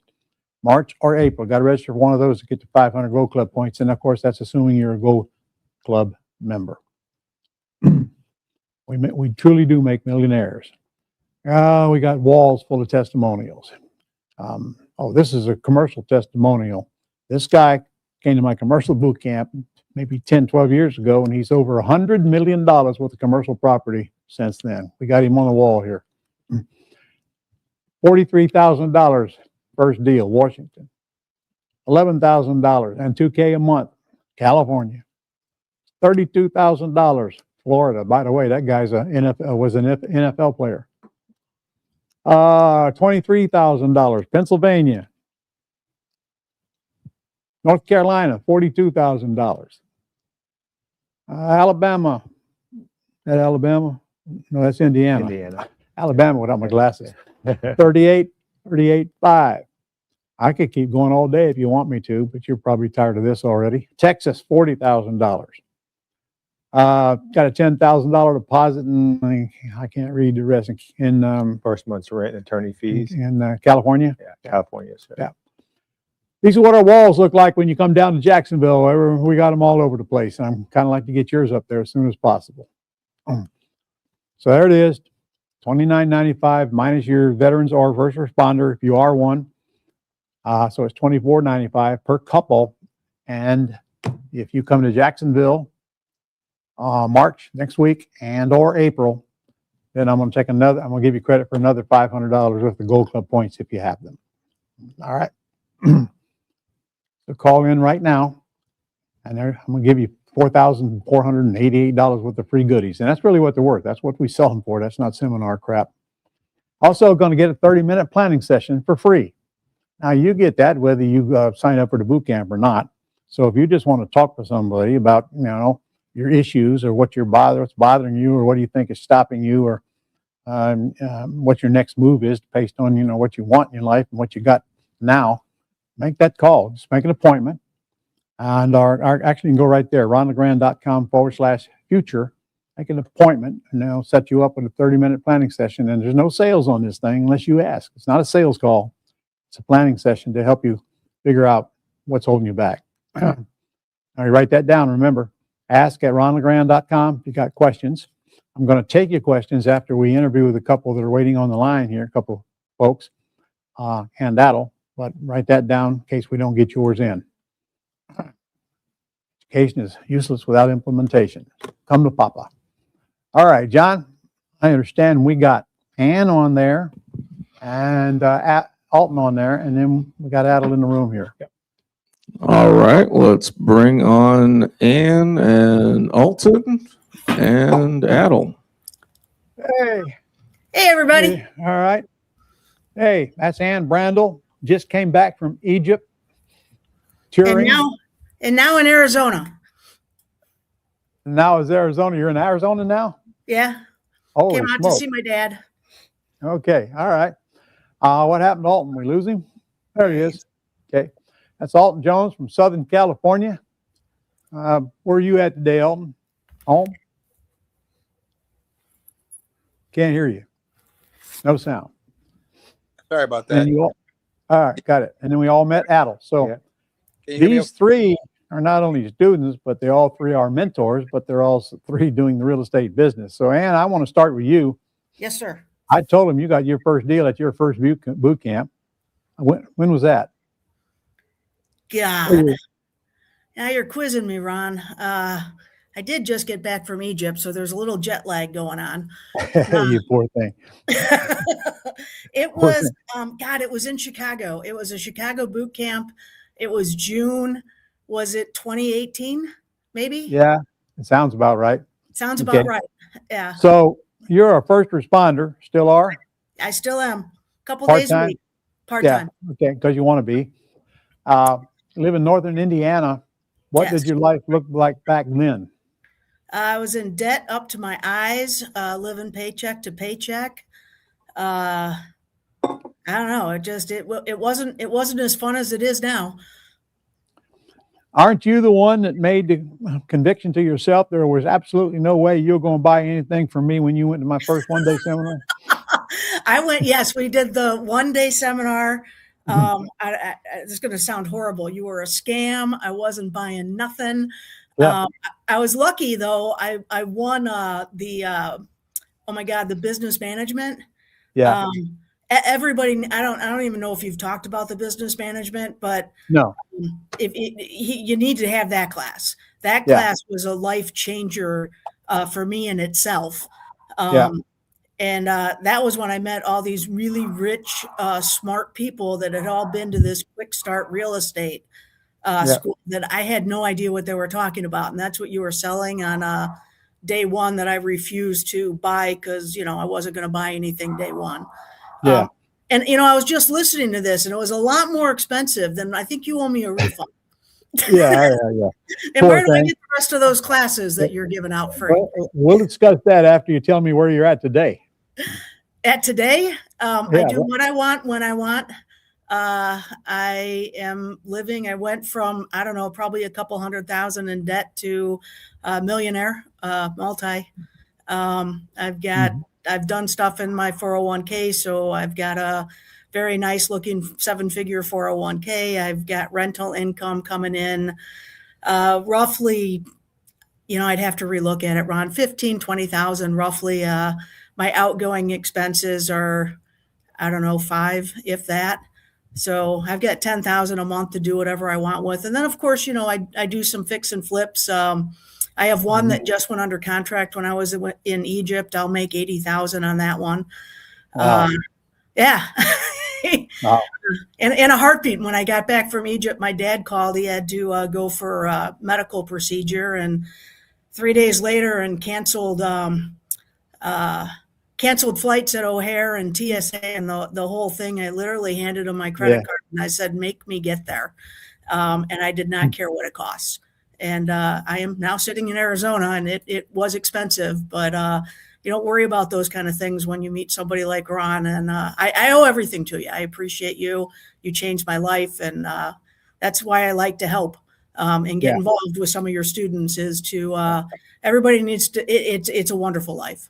Yeah. Of course, I didn't do anything. You did it all. But No, you answered the phone when I called, and your mentors answered the phone because I Yeah. screwed shit up. you're So the same woman that sent me a picture of you in Egypt too, just to rub it in, huh? it was all fun and games till you guys started dropping bombs over there. Oh, crap. Yeah, I get out of there too. All right. Alton Jones, 10 feet bulletproof. Yes. Southern California ex-cop. All right. Your specialty out there is rehabbing expensive houses, isn't it? It is, but I have to correct you. So I'm not an ex-cop. You still a cop? Uh-oh. Hello. Lost your sound. Lost your sound. Yeah. Okay. So he's going to tell me he's still a cop. He's like a Marine. Once you're a Marine, you're always a Marine. Yeah, I think so. Okay. You there? Yeah, I'm here. Can you hear me? Yeah, I can hear you now. So you are still a part-time cop? No, I was Volunteer? 38 years and 4 months. You what? 38 years and 4 months I retired. As a, oh, you're a retired cop. Yes. All right. All right. What's the matter? You didn't like a cop? You had to go into real estate? I got tired of getting shot at. They don't shoot at you in LA, do they? Well, you know, and they wanted me to be on the scrimmage line, and I didn't have the patience of people being in my face. Yeah. All right. Well, listen, we have been talking about these houses with low equity in them. You rehab houses. Yes. You raise private money to do that. You also take over debt and then rehab them Yes. or not. So do you do these low equity houses? I'm asking both you and Ann. Yes, I do. I love that low equity housing because here's what happens. I mean, if I can take over some debt subject to, or do some owner financing, raise some private capital, rehab it, I can add value. I add a lot of value doing the ADU or adding on to maybe a 2-bedroom, 1 bath to make it a 3-bedroom, 2 bath. I'm doing that right now for a student of mine that came through our program some years back that we're doing that exactly right now. We're actually adding on more square footage, actually adding a bedroom and a bathroom, 2 bathrooms actually, without going outside the footprint of the house. So this house purchased at $630,000, and they're going to sell it somewhere about 1.3. How much are you going to spend on it? They're going to spend about 300. They're still doing all right, though, aren't they? Okay. Right. You better tell everybody what an ADU is before I know the next question. ADU stands for accessory dwelling unit, and it's not unique to California. It started in Seattle, Washington, and Oregon. They've been doing it for many decades, and California decided because of the housing crisis to do something about it. So this is the way you do affordable housing. From what I understand, there's 10 states altogether that have the same rule nowadays. Yeah. All right. So do you do terms deals where you just literally go out, take over the debt, and then put tenant buyer in them? Oh, that's the first play. I like that. Yeah. First. Okay. All right. So, Ann, I know you do terms deals. Have you done any of these low equity deals like I've been discussing? Oh yeah, I all the time. Those are usually the subject to deals. I usually wrap them just to make the seller safe, but pretty much it's subject to. And when I get those, I will immediately put a tenant buyer in them. And of course, we artificially inflate the what the house is worth because I'm holding the note for usually 2 to 3 years. And those non-refundable option deposit, as long as the math works, as long as my threshold is low, I like to make between $300 and $500 a month. On the spread, on the spread, Okay. All right. Adel, that's Adel at the top, guys and gals. That's his beautiful shirt he's wearing today. You don't like the shirt, huh? And I showed you, I showed you one deal that he's working on right now. But pretty much any of the terms deals we get today are going to be the low equity ones, but they're out there a dime a dozen. They're everywhere. Yeah. And people just beg you to come get them. So while you're watching, if I were you, if you happen to have our Dreams Pro system, there's a low equity, there's 17 different pain points that sellers have that you can pick from to mail to try and target them. And one of them is low equity. So that means they haven't been in the house very long at all. Okay, so you guys are mentors. Tell me, what's the biggest problem that you run across when you're mentoring our students? Getting them on the phone. You mean them getting the sellers on the phone? Well, yeah, them getting on the phone and making a phone call. Yeah. So you kind of have to force them to do that, huh? Oh, yeah. You threaten them, swear at them, whatever it takes. Yeah, whatever it takes. Whatever it takes. You got to talk to people. Yeah. But it's easier when you're reading the script, isn't it? Oh, yeah. All right. Even if you sound like you're reading the script is better than not having a script. Yeah. All right. Well, you've got a lot of students that are doing very well right now. All three of you, for that matter. So, thank you for giving back. And I appreciate your time here today. But I know I got a ton of questions I got to answer, so I'm going to get moving. And I know Ann, you got to get moving as well, right? So, I do. all right. I appreciate it. Looking forward to see you guys in person. Hopefully, not too far in the future. Yeah, I ain't worried about that. Let's see him every day. We'll see you on the Snake River. Oh, you going? I might. I'm talking to I think my dad wants to go, so I Well, think you better get registered.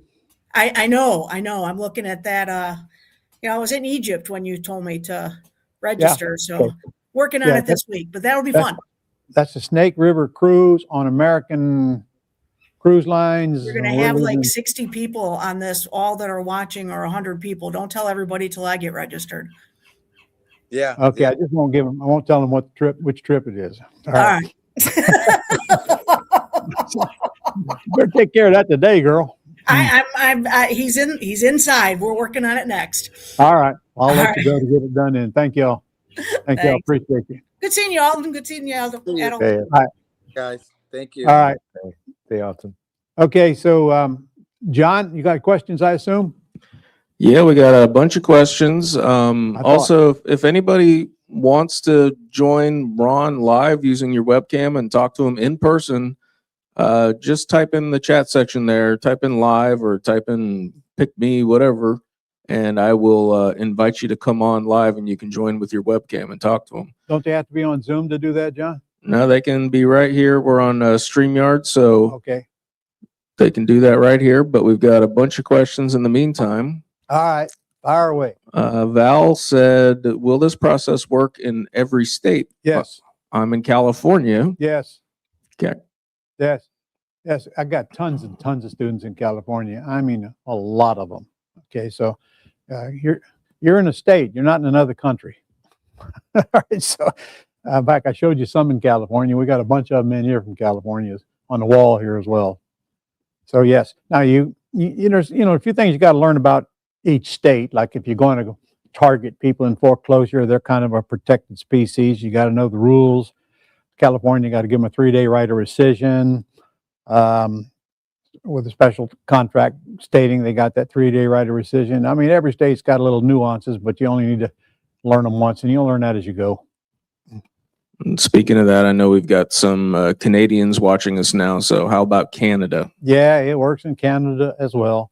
In fact, my biggest boot camp I ever did was in Calgary. It had 450 some odd people in it. That was in 2008. I'd like to get back up there sometime, not too distant future.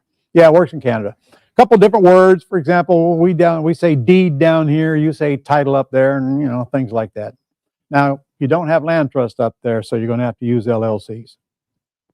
Okay, we do have someone on Instagram watching from United Arab Emirates. Wow. Can they do this there? I don't know, to be honest, and I'm not going to tell you one way or the other. I just don't know. All right, question from Mark. Does the Frank-Dodd law prohibit collecting delta spread on collecting rent from the tenant buyer? No, the Dodd-Frank law doesn't even apply to you. Man, that was such a big deal. Everybody was so afraid of it. I read all 850 pages of it, and none of it applies to you unless you are a builder. If you're a builder, it applies. That was meant for banks, not for us and what we do. Nothing in there applies to us. Okay, next question from Tanya. What's the step-by-step process do you teach to help someone go from identifying a property to closing and profiting? What's the step-by-step process? That's why we have a 4-day training event, Tanya. It takes 4 days to answer that question, step by step, and that's exactly how we do it. And then give you the tools to do it with. And if you want help after you leave, we got some coaching available if you want help after you leave even. We're trying to set you up for success without risk. Don't forget that part. Pavel says, my major question is how do we avoid due on sale clauses? You don't have to worry about it because there isn't a loan out there today that doesn't have one in it, but you're just assuming the bank will call the loan due, but they won't. The last thing a bank wants is a house. as long as somebody's willing to make the payment on it. They'd rather have COVID than have a house. Believe me, I have no idea what that does to their internal situation. So you don't worry about the due on sale. Just don't make a big deal of it. I don't contact the bank for anything. I don't need their permission to do anything. There's nothing they can harm me with if I don't guarantee debt. And believe me when I tell you, they got enough foreclosures right now. They don't want to add more if they don't have to. By the way, you have no personal guarantee no matter what happens. So quit worrying about things like that. In all my years, I've never had the bank call a loan due on any property, any loan that I took over. David says he's got a private seller of a multi-family home in Jacksonville who will not provide a sales price. He's non-committal. So what questions can I ask to extract this from him and nail him down to a price? Got it. Here's what I would say. Let's say his name is Adel. Adel, what's the least you can take for your house? I don't know. You make me an offer. Okay, I will. But before I come out to look at the house and tell you what I can pay, you got to first tell me what you want. I'm not sure. I don't know. I really have no idea what it's worth. Well, you know, go look on Zillow would be my guess. But listen, I can't come out unless you're going to tell me what you want. If you don't know now, take down my number and call me when you know. Okay. Sure. Okay. Cut people off real quick about that. Yeah. In fact, all of you are worried about, they're going to ask you, well, how do I know I can trust you? We're going to ask that, right? Okay. My answer would be, well, Adel, is there any reason for you to believe you can't trust me? Not yet. Well, listen, I'm here to do what I say. I'm the one that's taking on the risk now, putting up money to close this house. I wouldn't have any reason to do that if I didn't intend to make the payments. Wouldn't you agree? I would agree. Yeah. Okay. Well, listen, if I'm here doing all of that and I do what I say, can I trust you to do what you say? Yes, sir. Okay, we're good on that one then. Next. Okay, we had a question from Instagram. If I can't make the 4-day training, do you offer the event virtually? Yeah, April. It's April 28th through May 1st. Right. You can do it virtual and then come back to live when you can come. No extra charge. John says if they walk away, I'm assuming if the buyer walks away, do they lose the money towards the down payment? Absolutely. Always. Yes, it's non-refundable. That's what non-refundable means. You would know I get it back. Okay. And believe me, attorney's going to make sure they sign off that they understand that. We have what we call a CYA letter. They sign off on a whole bunch of stuff acknowledging that it was explained to them.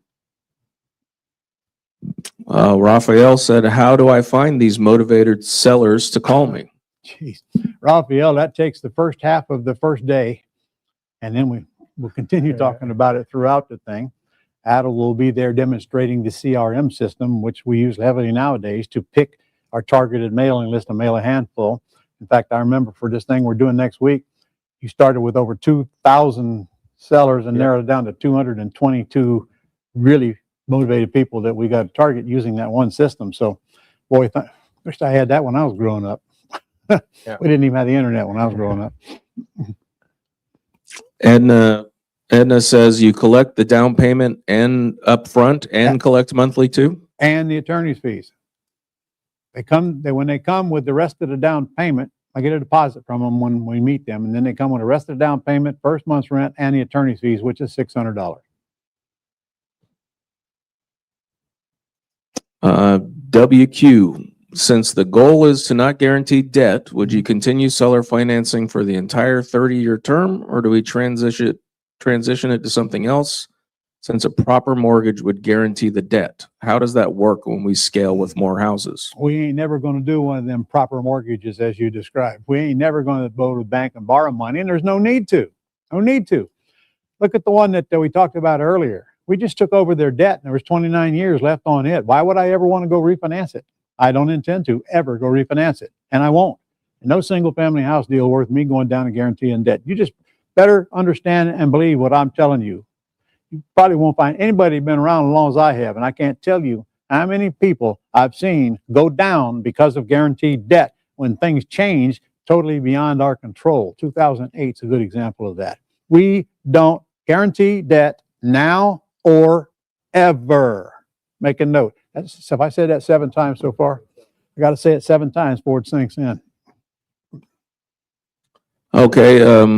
Again, if anybody wants to come on live with Ron, just type in the chat you want to come on, and I will promote you to a guest host, and you can come on with him. I'd like a couple of volunteers. I've got no volunteers yet, but let's see if we get 1 or 2 here. They're afraid of me, John. Yep. Can't blame them. Yeah. All right. David says, who pays the taxes and insurance? Well, the taxes and insurance are already collected on the underlying note to the lender, to the seller's bank. So when you collect rent and you make the payment, you're paying the taxes and insurance, and you don't even have to touch it. You know, that's all in the escrow account at the bank on the underlying loan. Steve says, how is the broker paid if they are involved in the deal? There is no broker involved in the deal. Why on earth would I need a broker? Only time I need a broker or an agent is when I'm making all cash offers through the MLS. Other than that, I don't use them. Well, one addition. When I renovate a house and put it on the market, I list it with an agent and let them sell it, as does my friend Jay Connor. Happy to do so, and all that crap's out of my life, and they take care of everything. They do a good job of it. In fact, we just sold one last week, didn't we? Yeah. Cashed out of it, yeah, with a realtor. Happy to pay them because I usually raise the price more than they cost anyway. But in the terms business, realtors aren't involved at all, buying or selling. Question from Will. How do you not guarantee debt? I buy it in a land trust. That's a good question. I buy it in a land trust. The land trust guarantees the debt, and the only thing in the land trust is the house. So the house is guaranteeing the debt, okay? Now, it matters not who owns the land trust. The land trust is the owner of the house. The land trust is on public record as the owner of the house, okay? So you've got privacy, and no lien can attach against the house because you don't own the house. The lien comes against you. It won't attach to the house because you don't own the house. Land trust owns the house and all other advantages as well. In fact, if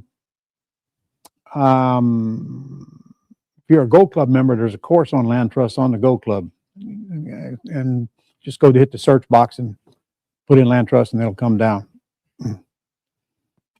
Vanek, if it is the end of the term and the homeowner wants the house back, at what price? The original price we paid or the current price the tenant has paid down? I just deed it back to them as long as they pay the closing costs. And you do have to keep track of that and report it to your CPA now. But I don't need any fancy paperwork or anything like that. Do need to probably capture what the loan balance was because that's what you're deeding it back to them for.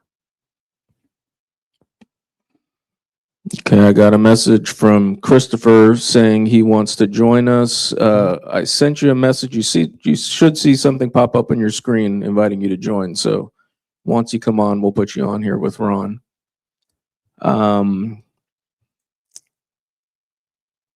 Let's go through some of these questions here. Some of them have already been answered. Okay, Brian says, I want to present this to a family member that can help me finance this opportunity. Will there be a way to, or can I obtain this presentation to share with them? I got a better idea. We'll finance you. Get on the phone. I don't even think I said that, did I? Holy moly. Yeah, we'll finance you. Now, obviously, your best deal is going to be on your credit card or a check, but we'll finance you. Cost you a little more. I put up a little down payment, but we'll finance you. You work that out with the folks on the other end of the phone there, and quit worrying about it. Not even going to pull your credit. And so a lot of people have been asking about a replay if they've missed part of today's. I've been told we are going to replay this at 7 p.m. Eastern tonight. So look out in your emails. So I didn't even know that. If you're not on our email list, call that 800 number on your screen. Make sure you're getting our emails so you guys are aware of all these. But we'll get the link out to everybody shortly soon after we're done here. The only downside is now that I won't be there live answering questions, but you'll still see what I'm doing right now. Correct. So David says, does a land trust work in Texas? Yes, a land trust works in all 50 states. As far as I know, Texas is still one of those. I got a lot of students in Texas, all over Texas. Mark, do the land trusts have to be formed in the state of the property? They have to be, look, when when your attorney fills out a warranty deed to trustee and records it, it's formed. I'm telling you, anybody can put a house in a land trust. And I mean, I'm not going to try to get into a course on that right now, but you will learn it as you go. In fact, like I said, I'm going to teach it in your live class. I got a whole course on it. And you can go on the Gold Club site. It's called the Closers Club. John, did we change the URL to get onto the Closers Club now? I don't. Not yet. That's coming soon. We'll let everyone know. Okay, so they can now still go to ronsgoldclub.com. That's right. All right, go to ronsgoldclub.com and join it. And we've just reduced the price from $99 to $59 a month on that, and it's got all my forms, agreements, and tons and tons and tons of training on it. And we're going to convert that to Closers Club pretty soon, but you won't have to do anything when we convert it. You're already It's going to be a big upgrade coming up very soon. Yeah, but don't wait. If you join the Gold Club now, you can upgrade. We've got 3 levels of it. When you learn what that means, you can decide whether you want to upgrade or not. Quit whenever you want. There's no long-term commitment. All right. We had another question about land trusts. I'm sorry. Oh, here we go. Val says, since California is different where land trusts are not really accepted, how does that change things as far as the process? That is not true, Val. They are accepted in California. Absolutely. Be careful to whom you listen. They're good in all 50 states. All 50 states. Now, out there, you'll use a grand, here you're going to use a deed to a trust. Out there, you're going to use a grantor deed to a trust. So, anybody closing knows that. And frankly, I don't know if you happen to be in any of the real estate associations out there, they're pretty much every one of them in every big city. You can should be attending those meetings. They're whatever they are. They're very, very inexpensive, and there's somebody in there that can probably be your attorney because they hang out in these groups just to pick up clients as real estate investors. Land trusts work in California. There's no state they don't work in. All right. Well, let's keep on with the land trust questions. We got a few more. Let me add something to that now. There's not a statute in every state concerning land trusts, which is why some attorneys think it won't work here. Well, they just don't know. They don't know enough about it. They work whether there's a statute in there concerning them or not. Keith says, do you have to be a U.S. citizen to set up a land trust? Not really, because nowhere do they ask for your social security number when the deed to the trustee is recorded. However, where the money is going to go, I don't know. I mean, you don't have to be a citizen to own a property here. In fact, there's a lot of foreign entities coming into the states and plowing money into property just so they can get into the states. But again, someday you're going to want to sell that property. Where's that money going to go then? And what's involved in receiving that money in the states if you live in another country? That I can't answer. Ed says, do you need an EIN number for the land trust? No, there is no EIN number. There is no tax return. There is no annual fee. There is none of that stuff. There's no permission you need from anybody but you to buy a property in a trust or transfer your property currently into a land trust. Don't do that until you get a little schooling on it, though, so you understand what you're doing. You shouldn't do any of this entity stuff until you understand why you're doing it. Not just do it because you heard it at some seminar somewhere. A land trust costs you nothing to set up, unlike an LLC. You have state fee, especially in California where it's $800 last time I checked, not a land trust. One more land trust question from Eric. Does the land trust own the LLC or does the LLC own the trust? LLC owns the land trust. If you want. You can't own it yourself. When I train you, the LLC will own it. Yoli says, where are you located? I'm interested in an in-person training. In person would have to be at my 4-day event. But you on the Gold Club, you can get about an hour-long course on it. Just go to the search box and put in land trust. Comes a whole bunch of stuff on it. It includes documents as well. You'll need the deed and you'll need the trust agreement itself, both of which trust agreement goes in your filing cabinet at home. Okay, I think it's got 5 blanks in it. So not a hard thing to fill out. And the deed got to be recorded at the courthouse or you don't have the house in a trust yet. But there's plenty of lessons on the Gold Club. And if you want to come see me live, and you can order a Gold land trust course from our office here as well. Pretty cheap. I think it was $297 last time I looked at it. I was going to do that though. I just go join the Gold Club. Only $59 join the Gold Club. Tons and tons of lessons on anything that you would want on there. 10 or 15 lessons. That one happens to be over an hour long, I remember. And by the time you get through that, you probably won't have any questions left. Ed says, if a buyer has $20,000 in cash, why would they pay to lease a house worth $255,000? They could go get an FHA loan or a hard money loan. You forget the big one, my friend. You must have missed it because they can't qualify at the bank. They can't go get a loan. 70% of the people who want to buy a house cannot qualify to buy a house. They're all yours. Okay, while the realtors and the builders are looking for the ones who can qualify. I don't like the ones that can qualify. They're a pain in the neck.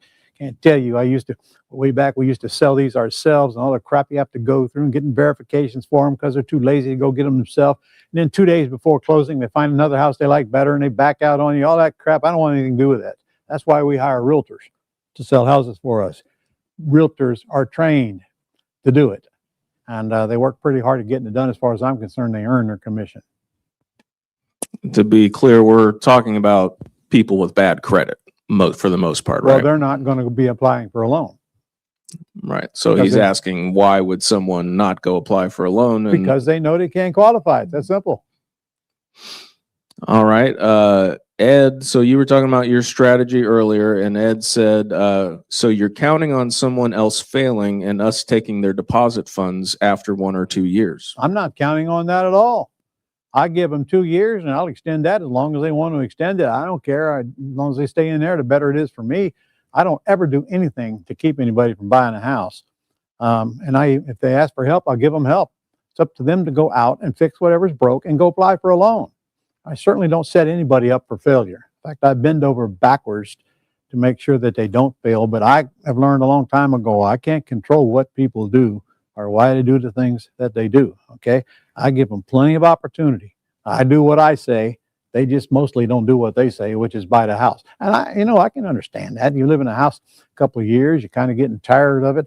Maybe your health is failing you. Maybe you're getting a divorce. Maybe your wife caught you with a girlfriend or I don't know, out of town job. All this stuff happens to people. Or maybe you just bit off more than you could chew and you didn't figure that out till well into the deal. So I don't do anything to keep them from buying. I'm happy for them if they actually buy. And remember, I get paid when they buy, so it ain't like I got to go home and cry about it or anything like that.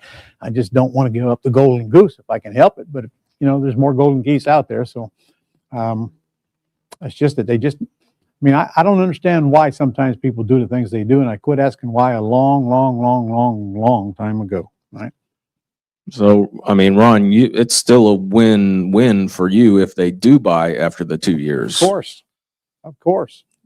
Whatever equity in it, I get paid. And plus I already got their deposit. So what? And by the way, you don't have to take the deposit if they buy, guys, you don't have to send the deposit to closing. That's what realtors do. Realtors are holding money for someone else. You're holding money for you. You're not holding it at all. As soon as you get that big multi-$1,000 check, you can go do whatever you want to do with it. It's all your money that day because only one or two things are going to happen. If they buy, you just show it as a credit. The closing agent shows it as a credit on the closing statement. You don't have to bring in the money. And if they don't buy, then you keep the money. So it's your money the day you get it. Go spend it on whatever. Go spend it on vacation. All right, I'm still waiting for someone to raise their hand and say they want to join Ron with their webcam. Almost had somebody take me up on that offer. All right, so Ed says, by having them pay an additional $300 a month towards the purchase, you sell them on a discounted price later? Remember, I start by just giving them credit. Then they usually say no. Okay. My next move is to give them credit for half of what they pay off the purchase price. So in other words, they get credit for what they pay, and then they get another half of that off the price. You can't, you have to collect the money to be able to tell the lender that that's part of their down payment. The lender's going to check to see if you actually got the money. You can't just say you got it. So I can't, if I give them credit off the purchase price, that has to apply toward the purchase price, not the down payment, if that makes any sense. They give me money, credit toward down. They just get credit purchase price, then I just adjust the purchase price when they're ready to go get the loan. I adjust it downward or whatever amount that is. I hope that answered that question. Vernetta says, what are the downsides of cost segregation after you've taken accelerated depreciation upfront if and when the house is sold? Well, if you don't know what you're doing and when you sell it, you're going to have to recapture all of that. But I got a couple of ways for you not to ever have to recapture it, not to ever pay taxes on it, period. It's part of your training. Money grows 10 times faster tax-free than it does taxed, as long as you leave it in there and let it compound. 10 times faster. You want to get rich, you get rich in your IRA or your solo 401k. And I'm talking about a Roth IRA. And the government is giving you the opportunity to get rich and not pay taxes on the gain. God bless the IRS. Ed says, how often do you have someone perform a property inspection to make sure that the people are actually taking care of the property? About never. I don't know. I don't do that. I don't go knocking on the door and harass them. In fact, I hand them the keys. I don't see them until they own. I don't see them if they buy. I don't see them at all. I don't see them if they move either. So one of those two things are going to happen. I never see them again. You know, we just collect the rent. And again, when you've got people who have thousands of dollars at risk, if they don't make the rent payment, you don't have problems you have with tenants. These are tenant buyers. They're a different breed of human. You know, they're responsible. They act like owners because they feel like owners. And that's why I want them to do all the repairs like an owner would do as well. And so if you're watching this now and you got the houses with tenants in them, convert them to tenant buyers as fast as you can, and you can send me a thank you letter later. I'd rather go see them and see if they want to buy. Now, if they don't want to buy, it's irrelevant. But if they want to buy, I'll say, okay, I'll make it easy for you. How much can you put down for an option deposit if I give you the option to buy? All right, let's say they got nothing. I'll give them the option to buy if they just accept the responsibility to do the repairs. Cost me nothing. And I'm thrilled when they ain't calling me to do it, unplug the toilet or whatever. My tenants don't call us for that kind of thing. If they called Tish, my assistant, and say my toilet's plugged up, she's going to say, well, do you have a plumber that you can call? Because our agreement says you're fixing it. We don't get those calls. A question from Whale. What if the seller wants to buy another house? The mortgage is still showing under their name. Can they qualify for a second mortgage? And that, not a second mortgage, you mean an additional on another house. That depends on, that's why we buy them on a wraparound mortgage, and I don't take them subject to. Wraparound mortgage means that my land trust is going to give the seller back a mortgage and a note, which most of the time is for the exact same amount they owe the bank. So if I don't pay, they can foreclose. Plus, if I owe them a payment, that's a matter of public record. So my incoming payment to them will wash out their outgoing payment that their underlying lender, or that they're paying the underlying lender, if that makes sense. I'm going to make the payment directly to the bank, but still they can prove that the income's coming in to wash out that underlying payment, so it won't keep them from qualifying from another house. Some lenders want to see it seasoned for a few months, but it's case by case. And the truth is, most of the time, most of the people aren't going to go buy another house and qualify for a loan anyway, but some will. All right. Now, if I buy it subject to, I owe them nothing. There's no mortgage created back to them. There's no way they can foreclose if I don't pay. In addition to that, that loan will stay on their credit report. And they can't show income to offset it from this house. So it very well might keep them from buying another house, which is why I buy it on a wrap, not on a subject to, unless, of course, my exceptions to that are like kids have inherited the house, loans in parents' name. I can't hurt the kids. They're not going to go, this ain't on their credit report. So, they don't care. I don't care. I'll just buy it subject to. Ron, do you have to credit part of the rent when they do buy No, the house? Never have, never will, never did. Don't know why anybody does. It's not necessary.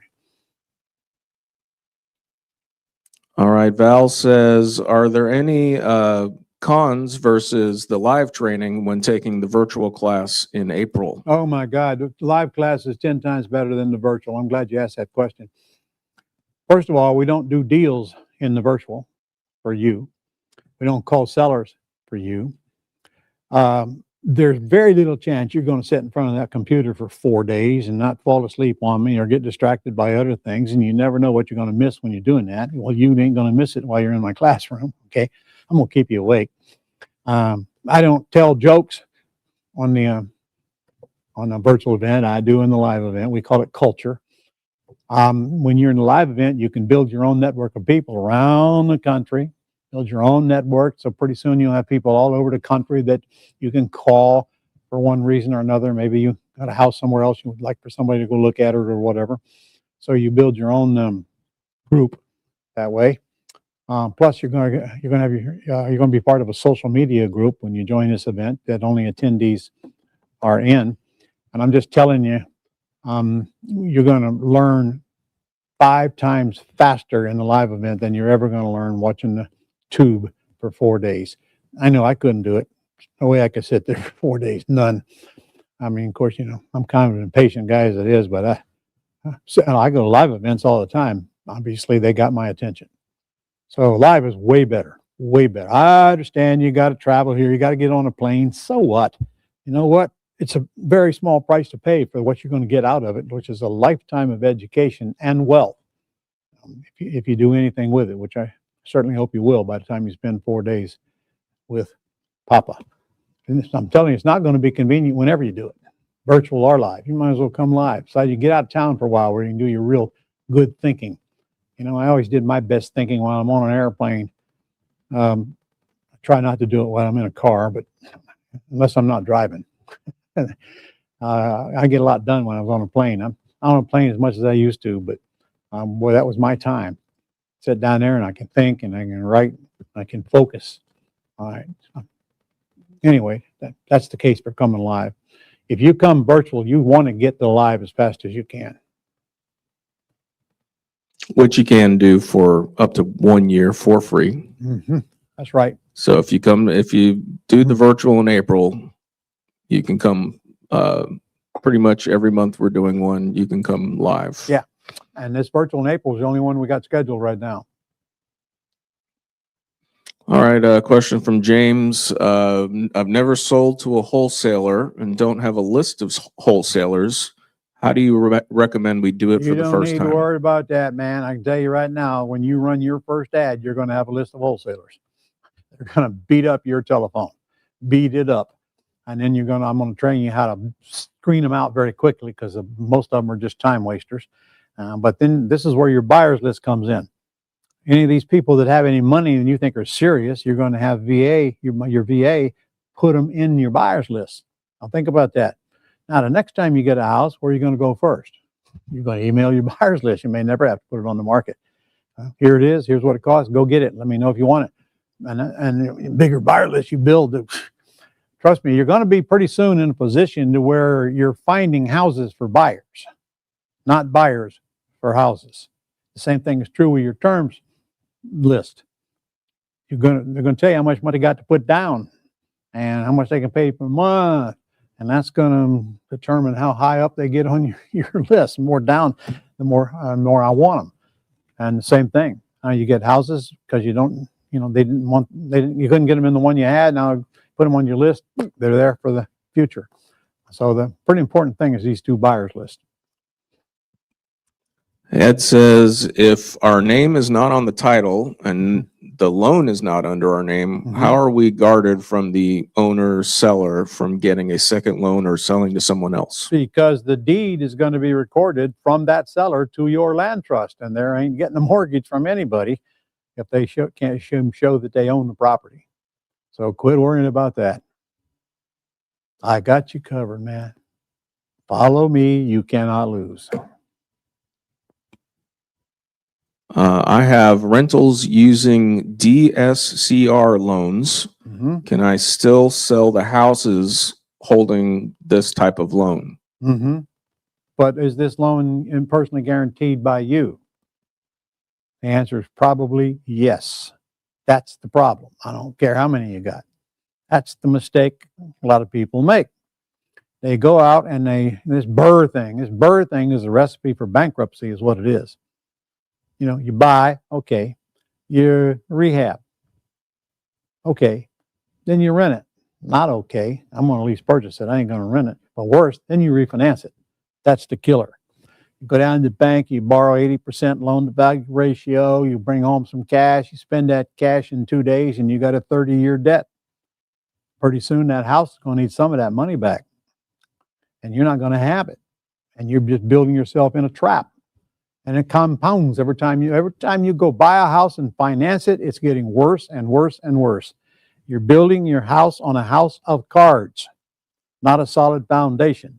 A solid foundation is when you have not guaranteed debt, and when you buy houses with non-recourse loans, which is what we do, and then you have cash flow in them or have cash flow quickly coming.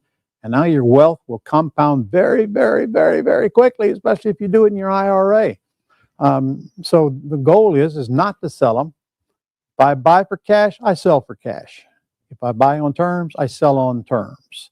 That way, if I buy for cash, I can't leave my cash in the house. All right. So I'm going to sell it on cash to get the cash out of the house. If it's a private loan, I can't leave it in there forever. So if I buy for cash and get a private loan, and I'm going to still sell it for cash, which normally I'm going to rehab it and then sell it for cash. So, anyway, I don't know if I answered that question or not. All right, Carlos, if you have a subject to loan Mhm. that's still in the owner's name, what will happen if the owner passes away? Nothing. You still keep just making the payments. You might want to attend their funeral or not.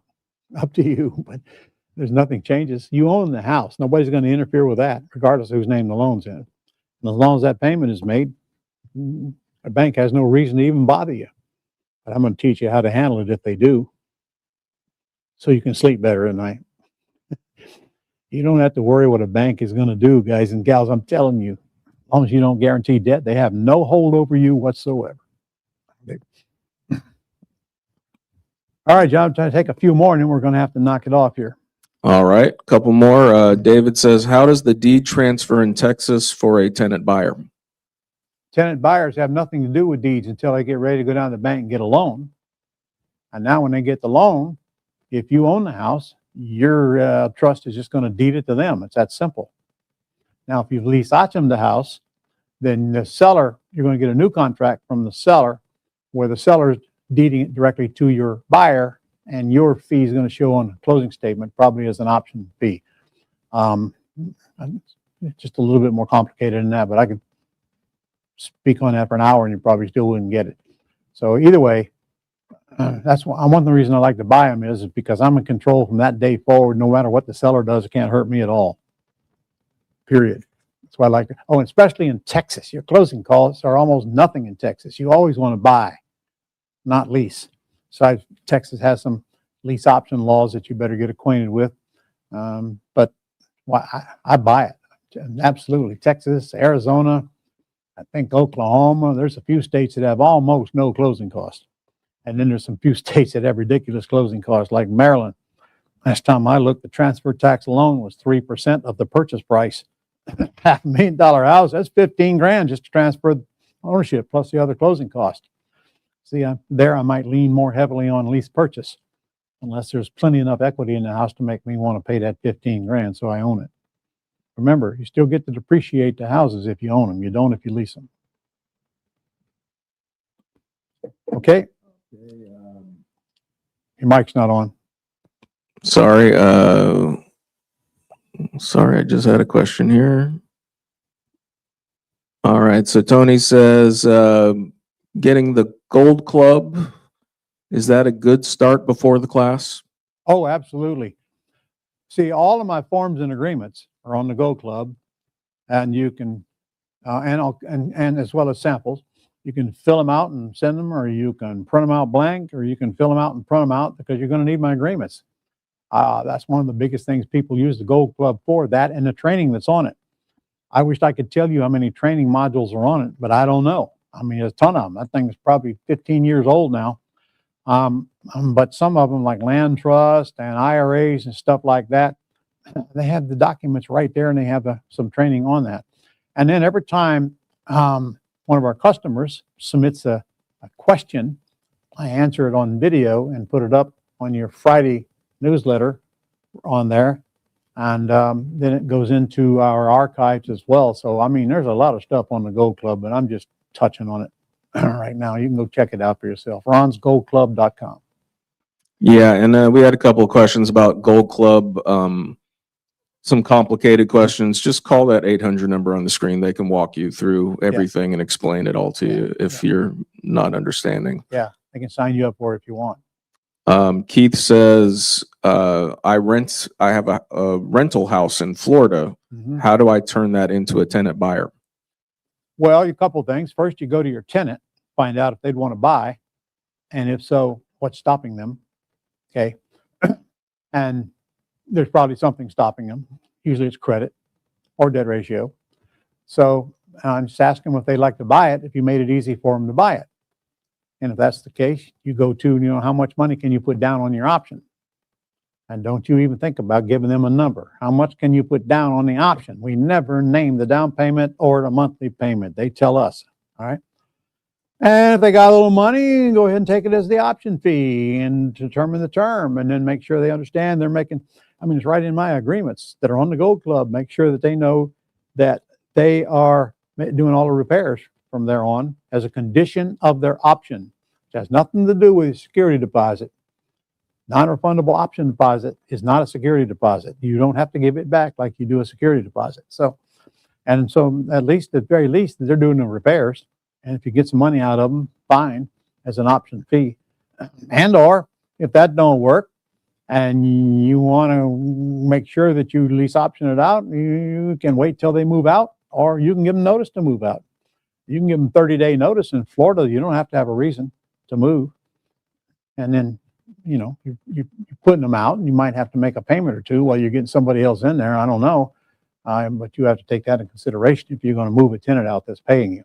Probably the best thing you can do is just let them rent there as long as they want, and then put a tenant buyer in it. Okay, I want to take a couple more. Yeah, two more. All right. Eric says, my understanding, when you set up an IRA, you can only put $7,500 per year. So how can you invest using it? That is a very good question. And you're never going to get rich based on what you can contribute to your IRA. It's not about contributing them. Now, picture this. Let's say I'm doing a wholesale deal, and it's a FSBO. I'm going to put up a $10 deposit to bind that contract. That $10 deposit is going to come from my IRA. Now, when I sell that thing, pick up a $20,000 fee, that $20,000 has got to go into my IRA. That is not a contribution. That is a profit, tax-free for life, if it's your Roth IRA. You can grow your IRA so fast you won't believe it, as long as you don't have to pay taxes. And that's what most people don't understand. Okay? I'm taking a $10 and turning it into $20,000. Try to explain that to your CPA. But that's reality in our world. And you can do the same thing with your non-refundable option deposit. So that's got to go in your IRA. Your rent's got to go in there. And so whatever kind of deal you buy, you can do any kind of real estate deal out of your IRA. And all the profits got to go in your IRA. And there's a few rules you got to live by. So look, I'm sending you the IRA course if you get in the boot camp. Plus, we're going to go over it again in the boot camp. Plus, you can go on the Gold Club site and get some information on it there as well. So do a little homework, and you'll see that there's no reason not to use your IRA. It doesn't make any sense at all. So when you think about it, you can contribute $7,700 if you want, but I tell people just put $1,000 in there to open your IRA. That covers a lot of $10 deposits. I hope you got that. $10 deposit. Make sure that comes out of your IRA. Or in our case, we're going to have an IRA that owns an LLC, and then we're going to do business out of the LLC. So we don't have to go back and forth every time we want to get a $10 deposit from our third-party administrator that's holding on to our IRA. You know, you can buy stocks in your Roth IRA. Never pay. That's how I buy them. They're in my IRA. I never pay capital gains on them. Period. Done. Because they're in my IRA. So you got to get onto this IRA thing. It make you a ton of money. All right, Ron, we're going to take one more question. If any of you asked questions and we weren't able to get to it, I'm going to put there in the chat an email address, ask@ronlegrand.com, and Ron really does answer those. So you can email any questions that got missed there. So make sure I can understand what your question is. And be careful with your abbreviations, okay? Just ask yourself, would I understand this if I wasn't writing it? All right, so last question from Malik. If I see an abandoned house, how can I acquire that home? Okay. First thing you got to do is write down the address and then have that address skip trace. Now you can do that on dreamspro.ai. Go check that out too, because that is your whole system runs your business. You skip trace it for 10 cents a name. And you'll find, trust me, you'll find out where they're at. You're going to get 4 or 5 phone numbers. You're going to get the email address and where they're at now. So for 10 cents. Okay. Now that's when you should pick up the phone and call them and ask them if they want to sell a house. And then ask them, well, what's the least you could take if we paid you all cash? Now, you're not paying them cash. So get that out of your head. Your agreement says you're paying them cash. You're going to sell that agreement to somebody who wants to renovate the house that will pay them cash. All right. So when I use the word cash, that doesn't mean you're writing a check, but somebody will pay them cash. So I'm selling the agreement. And today, in today's world, I have to put right in my assignment of contract that they're buying the contract, not the house in most states. Don't worry. It's already built into my assignment of contract. So I put it out there. They want it. I say, okay, I'm going to send you an assignment of contract. Send me back $1,000 with Cash App or whatever, and back, and I'll get it over to closing agent, and the closing agent will handle it from there, and they will. And that's whoever you check the title with before you put it on the market. That's your closing agent. Title company usually. Now in California, it's an escrow company. Okay. California, everything's different in California. Yeah, no, it's not. Anybody? All right, is that it, John? Well, we got a couple more. It's up to you. We only got a couple. Go ahead and let's take them. All right. Steven says, I'm a Marine veteran. Hoorah. How do I get around buying a multi-unit using my certificate of eligibility and not accrue debt? Well, you're going to accrue debt anytime you buy something. The question is whether it's personally guaranteed or whether it's not. And I wouldn't use your VA certificate. You can go buy all the properties you want by taking over debt or giving the seller back a note. Quit trying to borrow money. You borrow money, you're from the bank, you're going to get personally guarantees on it. I don't want you doing that. Don't forget you even have that VA thing. You don't even need it to buy your home with, all right? Because you're not going to use it without guaranteeing the debt. That's what bothers me. By the way, they will go up to 4 units if you absolutely insist on ignoring what I just told you. All right. If is there verbiage in the contract that if the tenant buyer does move out and repairs are needed, are they liable to fix or responsible? You're not going to hold anybody liable for repairs if they move out of the house. But don't forget, how many thousands of dollars did you collect from them up front, for crying out loud? Tenant buyers don't destroy the house on the way out. They'll call and apologize because they can't buy it. Different world. Tenants, especially low-income tenants, tear up houses. Trust me, I've had my share of them. One time I had over 200 tenants. And a bunch of them were Section 8 HUD tenants. That's the worst of the worst there. No more, not for this guy.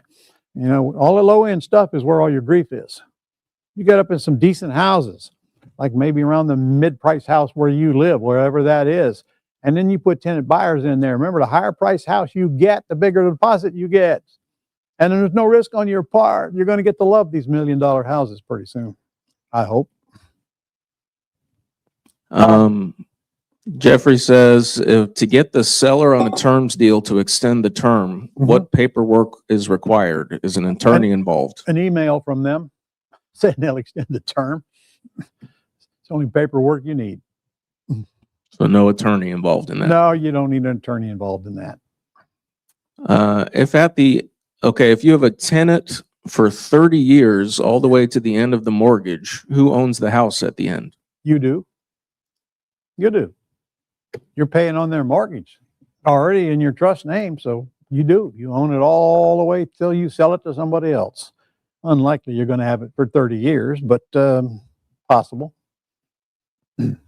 All right, this is our final question. You said that before, John. This time I'm for real. Okay. Sam says, I cannot lease option in Texas, and that's where I want to buy my market. Is seller financing the other option around it? Sam, first of all, you can lease option in Texas. Careful to whom you listen. Yes, it's true.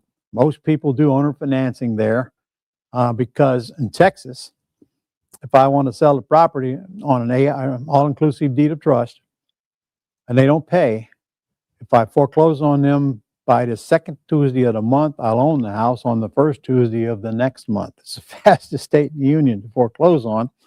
However, you can do lease options there as long as the option is expired by the end, no later than the end of the 6th month. And you have to notify them of that. But you can do lease options there. You better get an attorney who understands lease options now to do them. And don't do them unless you get said attorney. You've got to have an attorney close these things. But you can put a tenant buyer in the house, take their deposit, and say, you got 6 months to buy it before I have to issue an option, option notification that it's expired. But listen, you stay in the house as long as you want. And if you want to buy it later, I'll still give you credit for all the deposit you gave me, just between you and I. I would not put that in writing, but I'll just tell them that. All right. Because I really don't want them buying 6 months if I can help it. But if they do, they do. And besides, I think in Texas, you'll find that if you're lease optioning it from the owner, the seller who lives in it, they don't even need to, 6 month deal don't even apply. Check that out on your own. All right, Ron, we're done. Well, thank you all for listening. I hope you got a lot out of this presentation. Write down that number right now. Call it, because the deal that I offered you today is not, next time you see me, you won't get in on that deal. In fact, I meant to ask, Ann paid $4,995. So did Alton to get in this same boot camp. So did Adel, for that matter. So, you're getting it for less than half price here. So take me up on that. Remember, you got a 30-day guarantee, and then you got a 2-day after the first 2 days guarantee of the live event. That don't apply on the virtual now. And we'll send you confirmation. We'll send you the hotel and all of that. And again, I'd try to get here as soon as you can. Trust me, you're going to be glad you did. And yes, I know it's going to be inconvenient. Look, if you plan on getting married next week, just put it off a week, okay? If you plan on dying next week, put that off a week too. In fact, you're going to put that off a little longer, actually. Sometimes we have to change our plans when something more important comes up. And I don't tell you right now, you're not doing anything next week that's more important than come seeing the old guy. Thanks for tuning in. See you soon.